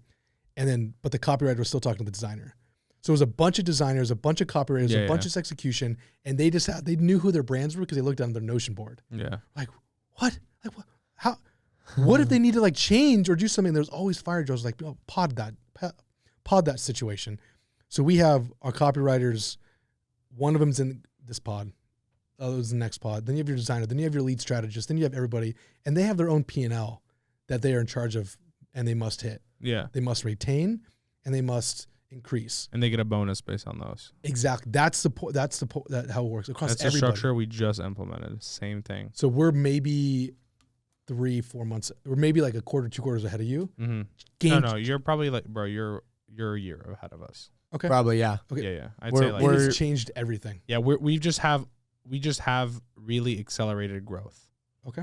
You know what I mean? But you're definitely like you're a year ahead. I wouldn't say a quarter. Don't get me wrong. We're moving fast, and 50 of us are growing very quickly, and we're moving in a very strong direction very fast.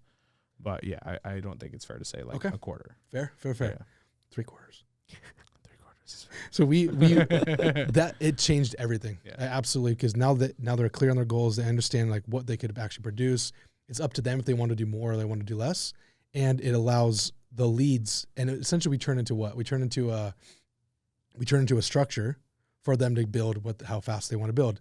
Then you start realizing some of these pods have different types of personalities, and so us only inbound in terms of brands coming in, we're like, oh, this brand would definitely thrive over here because they don't really want to run as fast, but they do incredible work. They just want to kind of stay in their lane and do the thing.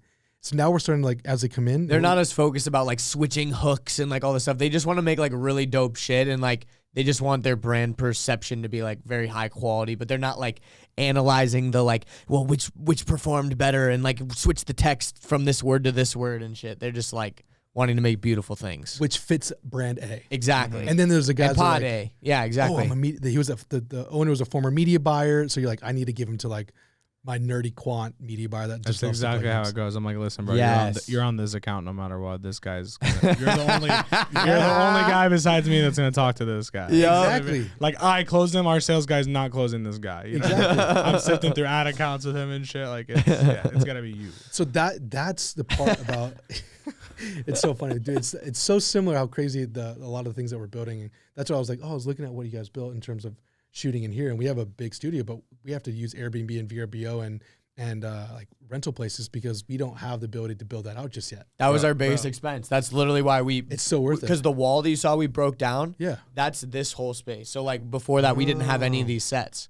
It was all the stuff over there. So like literally when we were shooting, it was like, how do we eliminate the Airbnb? It's like build an Airbnb. We squeezed here. a psych wall in here too. You haven't seen it yet. It's not. Yeah, there's a cycle wall on the other side. It's not as big as yours. It's more rectangle than square. I'll show you it. But Yeah, we like the putting in the corner. No, you're absolutely correct. Like the cost makes sense, and it's an investment that you have to make. and the time cost, bro. The time outside of just the cost, and even the space that we just got, the 8,000 square feet I was telling you about for the warehouse, we're using half the warehouse as sets. So we're building more fake shit just to keep sets ongoing like as much as possible because like this style of bedroom and kitchen and living space is really cool, but like there's totally other looks and spaces where it's like, oh, if we had that, we could work with like these types of brands or whatever. You know what I mean? Like, I do. That's why we have to refer people out. I'm like, I don't think I can get.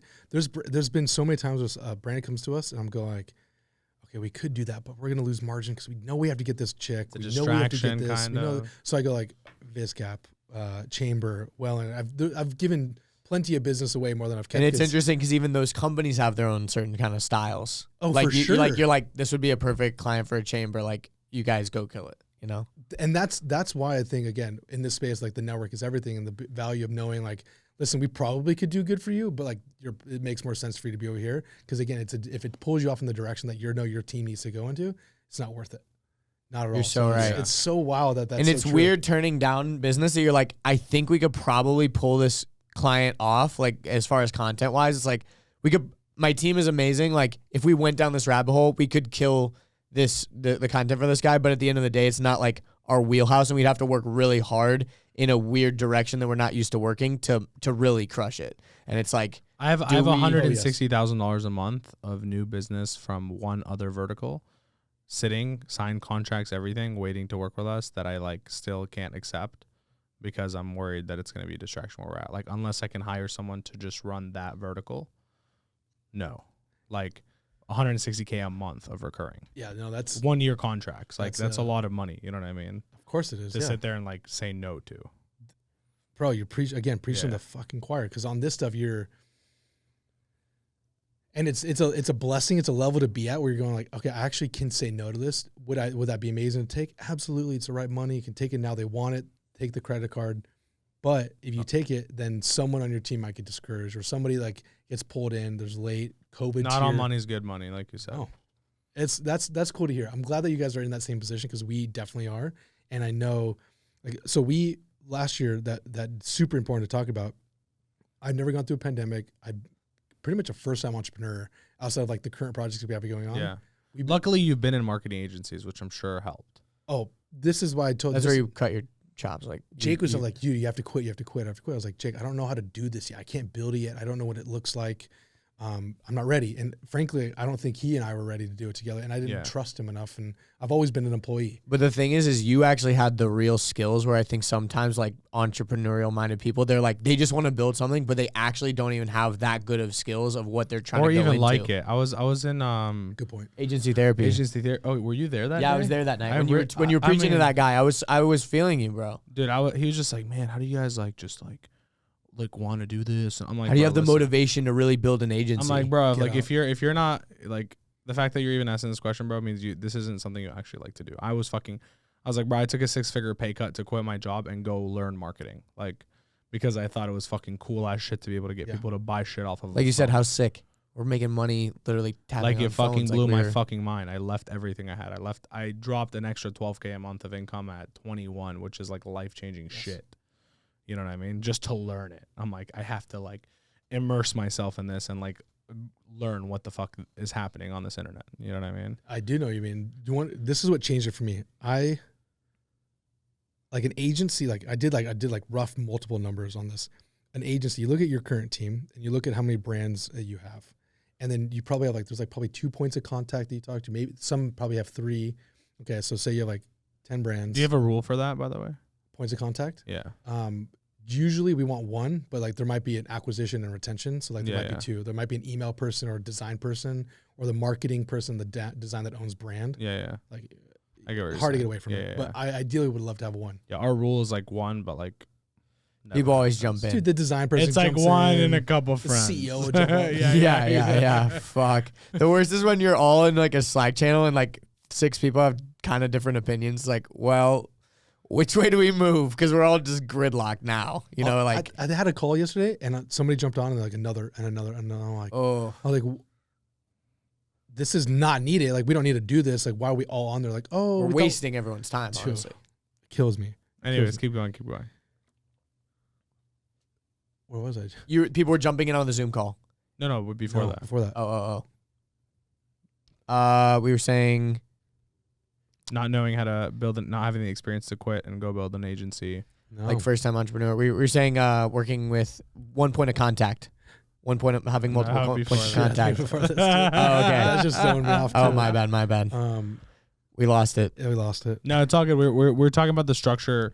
You were saying like I had no idea what we This were is the doing. first time And this is building. my first time building a business. Jake was like, you got to jump out now. First time building a business. We built Konstant Kreative because we were like, we need cash flow because I've never gone through a pandemic. I've never experienced what happens. Like, what if we lose it? This is the first time we had serious overhead. I'm like, dude, we can't afford to do this. And you look at like all your revenue channels, usually, and at this time for us, but for most people, your designers aren't like tied to rev targets. Performance media is like the only place you can really tie a designer or an editor to outcome, positive or negative. Email maybe. But it could be the list. It could be the segmentation. It could be for sure. There's a lot of people. But same with ads. It could be the audience. It could be the copy. Good point.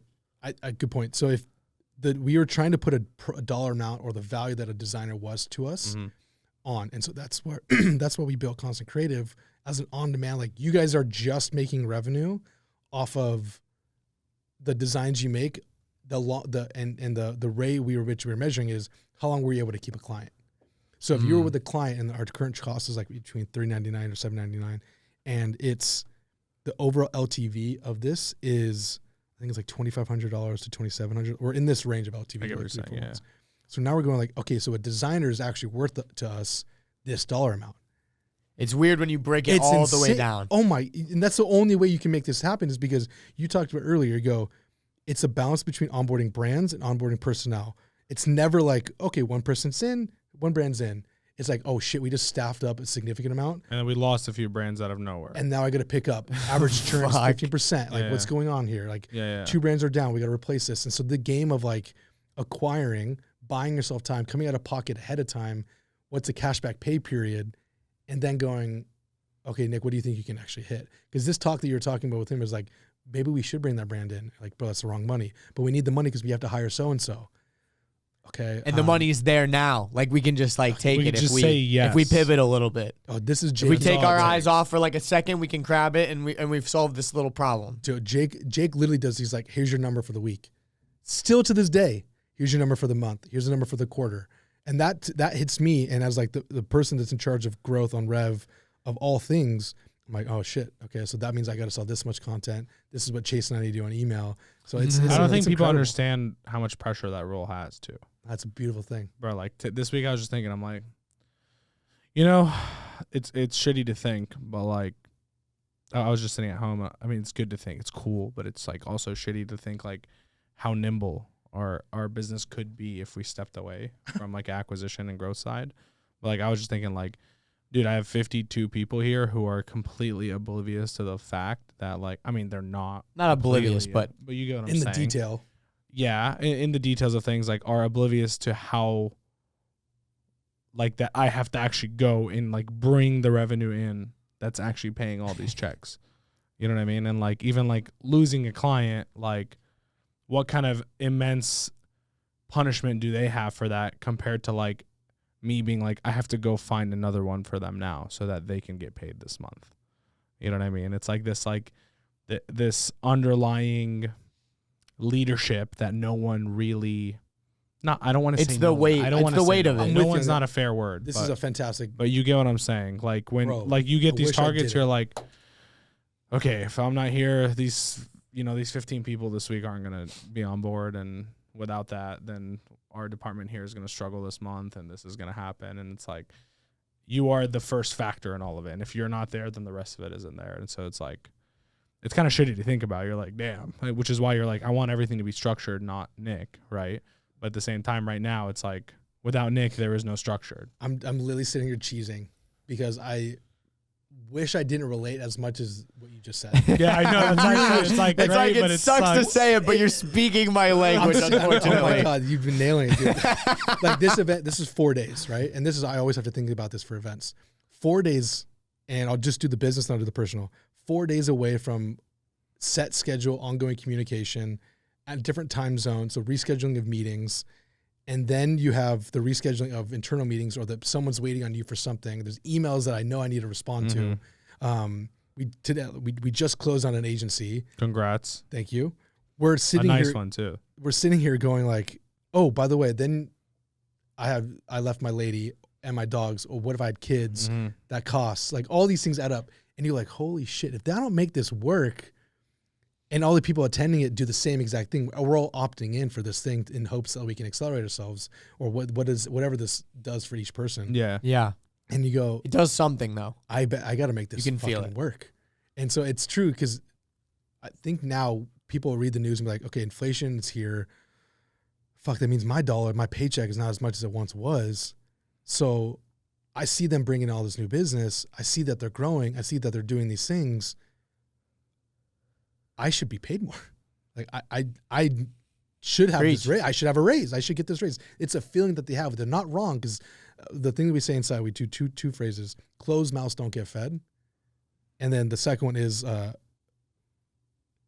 first one is closed mouths don't get fed. What the fuck did I say the second one is? Open mouths get fed. Everyone's there. No, Everyone's getting there's fed. one more, but if the core one is like closed mouths don't get fed. So if you need something, you have to speak it, because we can't see it. Yeah. Like we have our check-ins, we have our things, but if there's something that you want, you have to tell us that you want it. Oh no, okay. You don't get what you deserve, you get what you negotiate. Those are the two things, and not negotiate in terms of like nickels and cents, or it's just like, hey, I can do this, but I also can't do this over here. If I do this, I can't do that for you. Those are always going to be there because everyone's busy, right? Of course they are. So when I sit here and I go, if I don't hit these targets again, and if I know so and so is going to ask for, they might want to ask for, they might deserve it, but I don't know if we can get it to them. Yeah. Give it to them. It's this weird relationship of like how open can you be with everybody, even if you know that they can get it, if you can't do it at that time, because our game is pure cash flow. Yeah. It's very weird dynamic, especially when what we do is we allocate human capital towards solutions and problems, and that thing of like, what's my worth? Unfortunately, as you talked about money, and that's like your worth. That's your worth. You know, one of my top guys, like most loyal, first people to ever work with me, like loyal, he would never fuck me. I truly believe that. If he did, he would do so unknowingly. You know what I mean? Yeah. Like he wouldn't do so intentionally. And he came up to me. He's like, "Hey, bro, like, it's insane how much we've grown since I started." He's like, "But every week we like announce someone who got hired in the morning meeting, and we're like congratulate them and like all these things." He's like, "Why don't we just take that money and like give that money to people who are already here?" I'm like, It's a great question. I'm like, we are. Great question. We give them raises. I was like, you used to make this, you used to make that. I was like, what you don't recognize, and I pulled up a list, and I was like, here's 22 people who we announced hired in these morning meetings that are no longer here. And so in order to replace them, we have to now announce another person in a morning meeting. And so there's 22 duplicates that you're looking at. And so if you remove these 22 from your head, It really isn't. it really isn't as much as you think. I was like, you know, at this point in the year, the team was at 45. We hired this many people. You think we're probably at 70, but we're actually at 52 because we had to actually chop off all this other fat that we had. Yeah. I was like, this guy, all these guys you used to work with, they don't work with you anymore. He's like, fuck, I never thought of that. I'm like, yeah. He's like, well, I feel a lot better about this. Thanks a lot for the talk. And he just like left the room. I'm like, okay. I mean, that's a perspective though, because everyone has their own idea of how it's going at the top. It's their reality, yeah. But it's usually not how everyone perceives it. It's nowhere near as green as everyone thinks it is. You know what I mean? I'll take this another step further. I'm glad you put this back in my brain. We have our content team, which, as you know, you're building this, the resources allocated to this is very different. They see you close a deal for X dollars. The person that closes it doesn't necessarily know like how much each model has to make, how much that rent has to be, how much the agency has to take to cover the overhead of the department. So they see like, oh, this month we did $200,000, $300,000, whatever the number is. And he's like, yo, I didn't really get that much. And they look at their salary and go like, well, I'm only getting paid this, but this area pulls in. I pulled up P&L for month to month to month. When I sat down with them and I go, I'm going to show you all the numbers. And I want you, if you still feel this way after, I'll give you the number that you want, that you just requested. Went through it. And I'm like, this is what we did. This is what we turned in. He's like, oh, fuck, this is what we did. We didn't make money until September. Yeah. We didn't break even until September. Yeah, makes sense. And so then when we go like, okay, we're at zero right now. You've been with me for X months. Right now we just started. You just began, my guy. Like, I cannot wait to pay you more money. Yeah. Because before we weren't even close to that. So it goes back to the balance. You're so right. How do they need to know those details, and how frequently do they need to know those details? Because is it a distraction? That's something that Jake and I and Chase and Amelia and David, the partners, sit here and go like, how much do we have to open up? Because how much is actually necessary for them to do a fantastic job and feel comfortable and feel established in where they're at? That's a balance that I'm still not perfect on yet. Yeah, and here's the thing. I think from as a team member rather than a CEO or a business owner, you see, you know, Konstant Kreative did $100K in profit this month. Like, wow, Nick's fucking cake gang, baby. You know what I mean? Like, Nick's killing it over there, bro. $100K in the pocket, but like, they don't realize like you need that to then keep getting bigger, to acquire other agencies, to buy better camera. Like you saw, my wife New Year's Eve spent like, I don't know, 25K on like camera gear we wanted to buy just for like. Literally, it was like, tax. Do we want this to be in the 2021 tax or the 2022 tax? 21 tax it is. Let's go, baby. The only way we can do that is because we saved money, you know, from the cash flow to then go buy. 100%. 100%. So, no, it's funny because we have a new guy that just started. His name is Jordan. Shout out. And like we're getting like all this new gear, and I'm like, dude, it's like Christmas around here. And I told him, I'm like, don't get too excited about all the new gear. This does not happen every fucking week. This is actually Christmas. Like this is like a big upgrade from where we were working with, bro. Like, you're welcome. Yeah. You're starting with like the best we've ever had. Back in my day. Back in my day, we were all using our own personal cameras. Now we've got sick company cameras. Like that's so true. You know, that shit's wild. People, not into perspective, and it's okay because it's not. They don't have. That's not their thing they need to worry about. That's our thing that we have to worry. Or those that have gone like, I want more. Okay, you want more? Okay. Here's what that means. You get to have these conversations with us. Now you get to be held to these expectations with us, and you're not giving it to you. You're going and getting it, right? Again, closed mouths don't confess. So if you're gonna want it, show it, prove it. What I'll ask you this question: how many people are on your team? How many are we at now? And I'm not asking you. No. Not the total. Team. Yeah, his team. On the content team, I think we have pretty decent. What, like 10 now? Maybe a little more. It's incredible. 12. Probably 12. Yeah, I think 12. I'm trying to think of our like Discord meetings, like how many squares. Okay. So you do 12. You have 12 people. 12 people. Yeah. Wow. Are raises quarterly established, or like the discussion to have it on a quarterly basis? We have quarterly reviews. Correct. We haven't had a huge structure for it. Like it hasn't never been like regimented, but that's just because we've been figuring it out. Sure. You know. And also now it's a weird time to ask that question now because we just implemented a profit-based bonus structure company-wide based on departments. So interesting. Now it's very hard for the next 60 to 90 days to gauge raises because everyone just got a fucking raise and they don't realize it until the end of the quarter when they get a fat check that's another month's salary. And they're like, holy fuck, I just got an extra month this quarter of salary. You know what I mean? So they're not going to see that.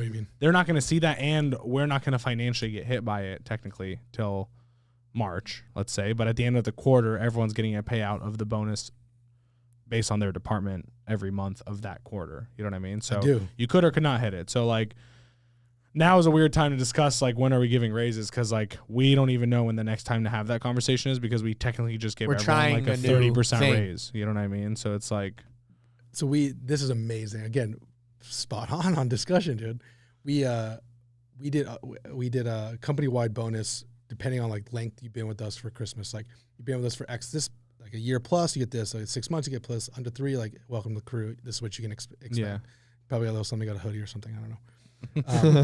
We got some pretty good, hoodies, cool. Yeah. Oh, dude, AJ wasn't at the Christmas party. We gotta hook him up. The Christmas gift? Yeah, we'll get that later. So we the departments that are driving, now that everything moved to the pod structure, which is another reason why you'll start seeing like, okay, everyone's above their target. You can directly see the bonus you're going to get by with the work you put in and the brands that you worked your ass off to maintain. And then the areas of like content production or areas of like SMS or areas that are like kind of isolated on their own, like your bonus structures are based upon brands retained, brands brought on, and brands managed. And that's after like we have to do our hiring, we have to do all the things to like support it. So now we're finally at the quarterly basis, because before we were similar to your sense, hey, you've been crushing, you've been here for a long time, like let's talk. Yeah. Or like they'd have to say, and you're like, that's the worst, when someone has to bring it up to you, like, hey, I believe I should get this. You're like, actually, I think you're right. Or so, no, I don't think you are, and here's why. But not having those conversations. 2021, we had to grow up and start establishing those quarterly. Who has those conversations for you? Department heads. Okay. Department heads and a partner in the area. So I have paid social and content. Jake's with across all of it. He's on the financial side. David's retention, and Emilio's design and copy. So like those areas we are in those final conversations of going like, check, let's go. We don't need everyone to sign off to be like, oh, all the partners agree. It's more of, in this department, can we afford to do this? If not, like, let's explain to them why we can or can't. And then if they're already in a bonus position, like if you're a media buyer, if you're a growth marketer, if you're a content person that's executing across the department, if they don't, they might get a base raise, because the bonus might stay the same, but the base might increase. It's so different across every board, which is when difficult. you say retention, was that do you have a retention department? Like a department head of retention, you're saying, is like people having those discussions, or you're just saying retention as a separate thing? So retention meaning there's two explanations of that. Retention as in email and SMS. David's in charge of all of that. And then retention of brand. Client retention. Okay, gotcha. Good question. So there has to be like a multiple on like that brand stayed with us for X months, because that's the service and platform, people, or process. Like those are the three things that could get fucked up that you lose a brand. Like, and this year the story was platform. I would say it could be all three. I think there's an element more platform. For sure. There's always a people variable too. So like platform, there's a lot for of sure levers that affect it for platform sure. For sure this year. Explanation, understanding of the platform, or people not knowing how to play or run the platform or explain the platform, or process not established for the platform explanation by the people. Hopefully someone got some deep shit. That's pretty good though. Yeah. I'll rewind that a couple times. Finally, I'm able to get into this shit. It only took me fucking 2 hours. I love it. We also hit with like, when the difference that we have on our media buying stuff that I think has worked really, really well for us is when a brand comes in, what we do is we're on weekly, we're no longer weekly, we're bi-weekly. If anything, we get away with once a month. That's like the ultimate goal. But you always get a Loom explanation of a media plan. So like what had happened, what is happening, and what we expect to happen. That way you don't. I got that from you, by the way. Oh, no, dope. We got on a call and you threw that at me. I was like, I'm going to use that, and ever since we've used it. Every Monday they get a Loom video. I can't wait to ask how it's gone for you, because I think it's game change for us and allow us to just. How many people watch it? I would have to know the specifics from them. It should be. We went back and checked. Oh, you do? I was very disappointed on a consistent basis. Clients, yeah. Yeah, the clients, which sucks. Which is kind of a bummer. It sucks because I feel like they're always on your ass when like they feel like you're slightly underperforming. But when you're giving them a lot of stuff, actually, they're kind of like, they're sending me a lot of stuff. It's probably good. You know, The point is like they're not paying Send a video attention. to your clients one week and be like, hey, I got nothing to talk to you. I just want to see if you'd actually watch this video. You know, shoot me a message back if you actually watch this and see how And many you people can see the notification X watched your video. it's incredible because someone will be like, why didn't you tell me about this? You're like, actually, I sent you a 5-minute video. It was very I nice. literally explained exactly what it is that we were doing. In great It's detail. so unfortunate that like half of what we do is justifying the work that we did, or Right. trying to show them like, here's where we think we can go. And so by having fireflies or having like the robo people on your call, we're like, I'm in a situation right now. We have one brand that's like utterly disrespected some of my buyers, and my But team. that's non-toleration for us. It It's done. sucks. He literally was like, my team refused to jump on a call with him, and he's like, hey, I don't know what I'm doing wrong here. I'm like, my team literally used 3 words: abusive, aggressive, and upsetting. This is my guy. It's like, I don't care what you happen. So he's like, hey, we need to have a talk about our situation. I was like, the only talk we have to have is like, how do I help you find another company? Because at this point, like, I don't need that money. Not throwing Let's money. go. So that's yesterday. That's I a great texted way of that putting today. it. So when you sit here and go, holy shit, because we're not an idiot. You're not dumb at this. You're not dumb.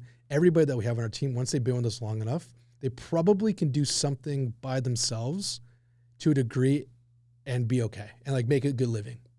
It might Yeah. not be amazing. They might If know how not, to then we close- haven't done a good job as CEOs. But yes, I totally agree. Fact. I think that if they had the ambition to go do it, shout out to one of our guys, name is Mason. He's like, I'm going to go build a copywriting agency. He was a copywriter. Absolutely good for you. Go do it. Look what I did.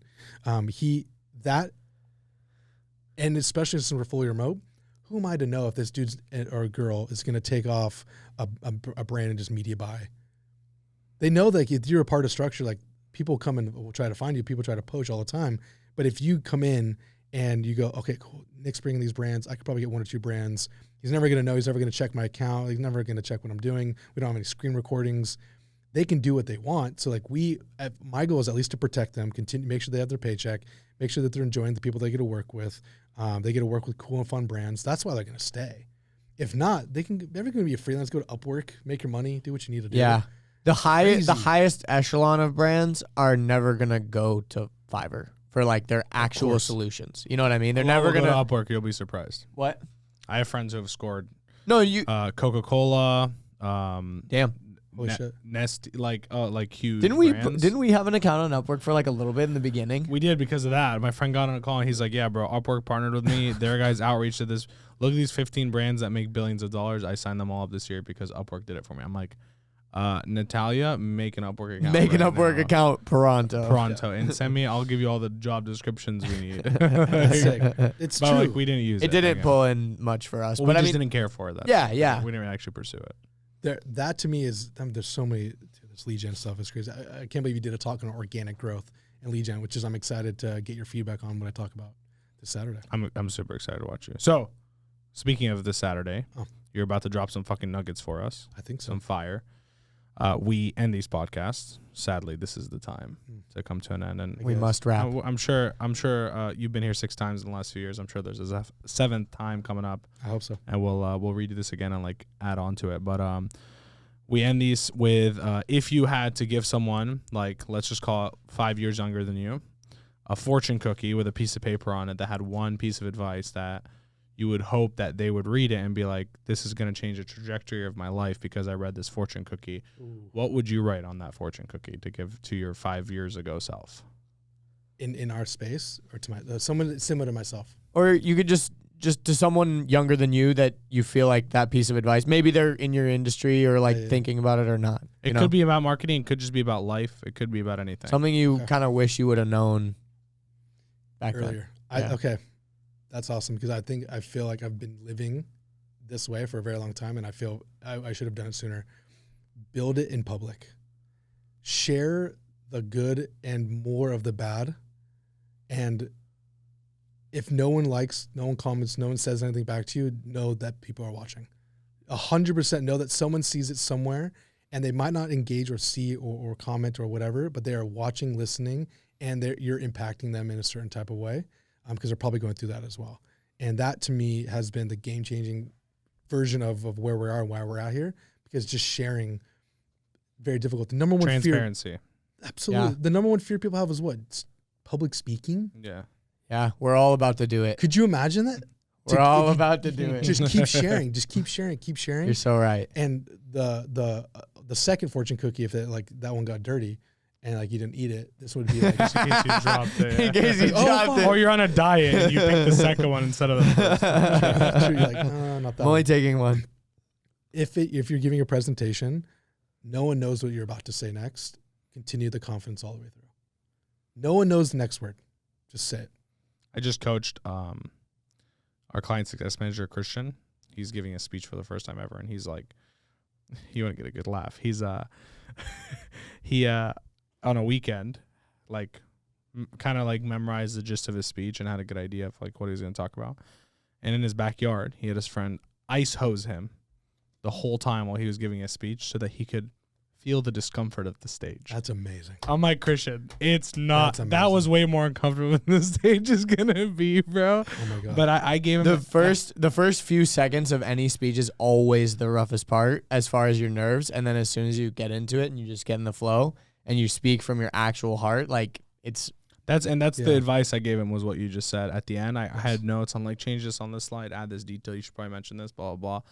But at the end, I was like, listen, bro, I can tell from speaking, like I may not have spoken the marketing space, you know, a talk is a talk. 60 times, but I've been speaking for a long ass time in other spaces, especially like amusement park marketing space, different than e-commerce. What? Yeah, that's where my family's from. I like scaled water parks and shit. It was crazy. So I say all that to say, I was like, I can tell by watching you, and other people may not tell the same way that I can, but I can tell from being in your position, you're always worried about the next thing that you're going to talk about. And I have no fucking clue what it is, just to let you know. So stop worrying about the next thing that you're talking about and just fucking talk about what you're trying to talk about. And then you can worry about the next thing when you click the button on the fucking slide. It doesn't fucking matter. No one knows what's next. So stop thinking about what's next because everyone is less prepared than you are. So just fucking talk. That's funny that you say. And it changes whole fucking speech. It's fact. It's like, and you've done reps, so you get I needed that. Thank you. No, it's simple. Like a deck is two. You have two decks. You have a deck that you could be spoken to or a deck that needs to be taken away. If you're on stage, it's a deck that you need to be spoken to. If it's a deck that needs to be taken away, it's a tutorial, or it's a one-by-one, you need in-depth information. If you're on stage and sharing, you need the prompt words that you'd personally need to continue the train of thought to land the concept. The thing, the true measure, I love this shit. This is so important. I love this stuff. The true measure of like understanding or like a good speaker is like you have a start, middle, and end. A lot of people fuck up this like middle part and try to like cram everything into it and can't bring that concept down. So as soon as you see someone go like this, you win. Yeah. As soon as someone pulls out a phone, you win because you just landed a concept and you connected ideas. Because sometimes people are not ready to hear what you have to say. It's not your fault. You might have said it correctly, but they just like they're not in the train of thought. They just got a Slack message that didn't make sense or something. And every single time you just create your concept, speak in that analogy or whatever that the thought you had and land it, that's a W. And then you just stack connected concepts the entire time, and that's a win. And I love that we're talking about this at the end, so whoever listened this far gets it. But in the talks, and this is important, I guess, for you, maybe tomorrow too. Let's go, dude. Are you speaking tomorrow or the day after? I'm speaking tomorrow. Oh, that's gas. I'm like, I really got to finish my PowerPoint. It'll be fresh. It will be very fresh. But I know what I'm talking about. I just have to put it in the presentation, you know? Christian had a lot of really good information in his slides, but I said this to him. I was like, hey, bro, when you're on stage, let's just say you have 45 minutes, your only actual goal is to get the main point across at the end. Like, you need to know why you're telling people these things because you need them in your presentation to click, I get it. And that's it. And everything and every fucking point that you make, everything that you're showing, everything needs to lead in the direction of this point that you're trying to make at the end. Yep. And right now you don't have that. You gave me this fucking awesome presentation, all these tangibles I can walk away with, don't get me wrong. But at the end, I don't know what the aha and the thing that I need to switch and the main point of the conversation is. I know 10 main points, but I don't have like the thing that I can walk away with. And like, even like you're saying, like past presentations, all this year, especially my biggest theme was organic. And everyone that walked away from my presentations, bro, months later messages me, hey, bro, just want to let you know, I saw you speak at this one place. I took your advice. We've fucking pumped out more videos. We've done more content. We've done more this. We've done more that. It's changed our company. We've 2x already in size since 3 months ago. Thank you so much. Because it was clear, concise, and it was like, it didn't have to be step by step, but it's like, oh, I understand why you're going to do that. Exactly. And just make sure Yes. whatever it is at the end, people look at it and they're like, that's why I should do that. And you're good. This is no more than 3 concepts. Every slide has a point to take away, or it's setting up the next slide. Never turn your back. Don't look at the screen. Like there's like these little things that coming on the stage, and this is cool. Like it's your first time on stage. It's my first time on a big stage, Yes, or like a stage with this amount of crowd. I've spoken at smaller things, but it's easier on a bigger crowd than a smaller crowd. I say that all the time because you don't look at anyone in the fucking face. You look right. You're basically on headlines. Yeah. And you're gonna lock in a couple people, and you're gonna nod with them, and you'll be great. Do we have a confidence monitor? Yes. In the front, yeah, we do. Okay. Yeah. Okay. Do we have timer on confidence monitor or a back? We room? should. I think we are. Yes. Yes. If not, someone calling out on 5:10 or 10:5. Yeah. Yeah. Okay. And then the last one is just when you just jump on stage, make sure you have your arms up because every camera photo is going to be taken up and you look so badass. Like as soon as you get on, like you always wave and like, so the photo's always like, psh, you're like, damn. That's I just so made funny. a big, like there's always one thing where you see, Like, I'm like, you need a show me photo this that's amazing pointing. always, dude, there's always a pointed picture because think about all these powerful speakers. It's always a camera up. They're always on a stage. So if you think about these little things, you're like, why the fuck do they do that? Well, there's a fucking reason that we do all this stuff. That's funny. The last one give you watch. I think his name is Jason Coy. He's a comedian. Comedians are the best public speakers because all they do is they tell stories. And the ones that do incredible job at Pete Davidson did a really good job at this. He'll connect 4 to 5 stories that are irrelevant to each other, but his very last story will reference the first couple one, and then that's how you know you're like, He brought it full circle. it's done. And that's when you brought into it. So like that's I go to comedy shows not to necessarily listen to what they're talking about, but to be like, oh, he brought us there. Yep. Okay, now where's he going with this one? Okay, fair enough. And I leave Yeah, it you're like, well done, dude. He did it. It's sick. So I'm excited for it. I can't wait to be on that stage. There's a lot of good people and let's kill it. So Yeah. where can people find you? Like if they want to learn more about you, work with you, et cetera, where's the best place to go? Best place is Twitter. I am Shackelford. Really pumping Twitter as much as I can. And then structured, constant, Geek Out. Cool. Thank you so much, Nick. We appreciate you, bro, and looking forward to hopefully in the future having you again. Oh yeah. Thanks, For guys. sure. Thanks. Peace. Thanks for tuning in to another episode of the 4Media Uncut podcast. If you want to work with us, learn with us, or even join the team and be a part of what we're doing at 4Media Marketing, just go to our website. It's 4media.marketing. No .com, no .net, .marketing, because that's all we do around here. And most importantly, share this with a friend wherever you're listening to or watching this on.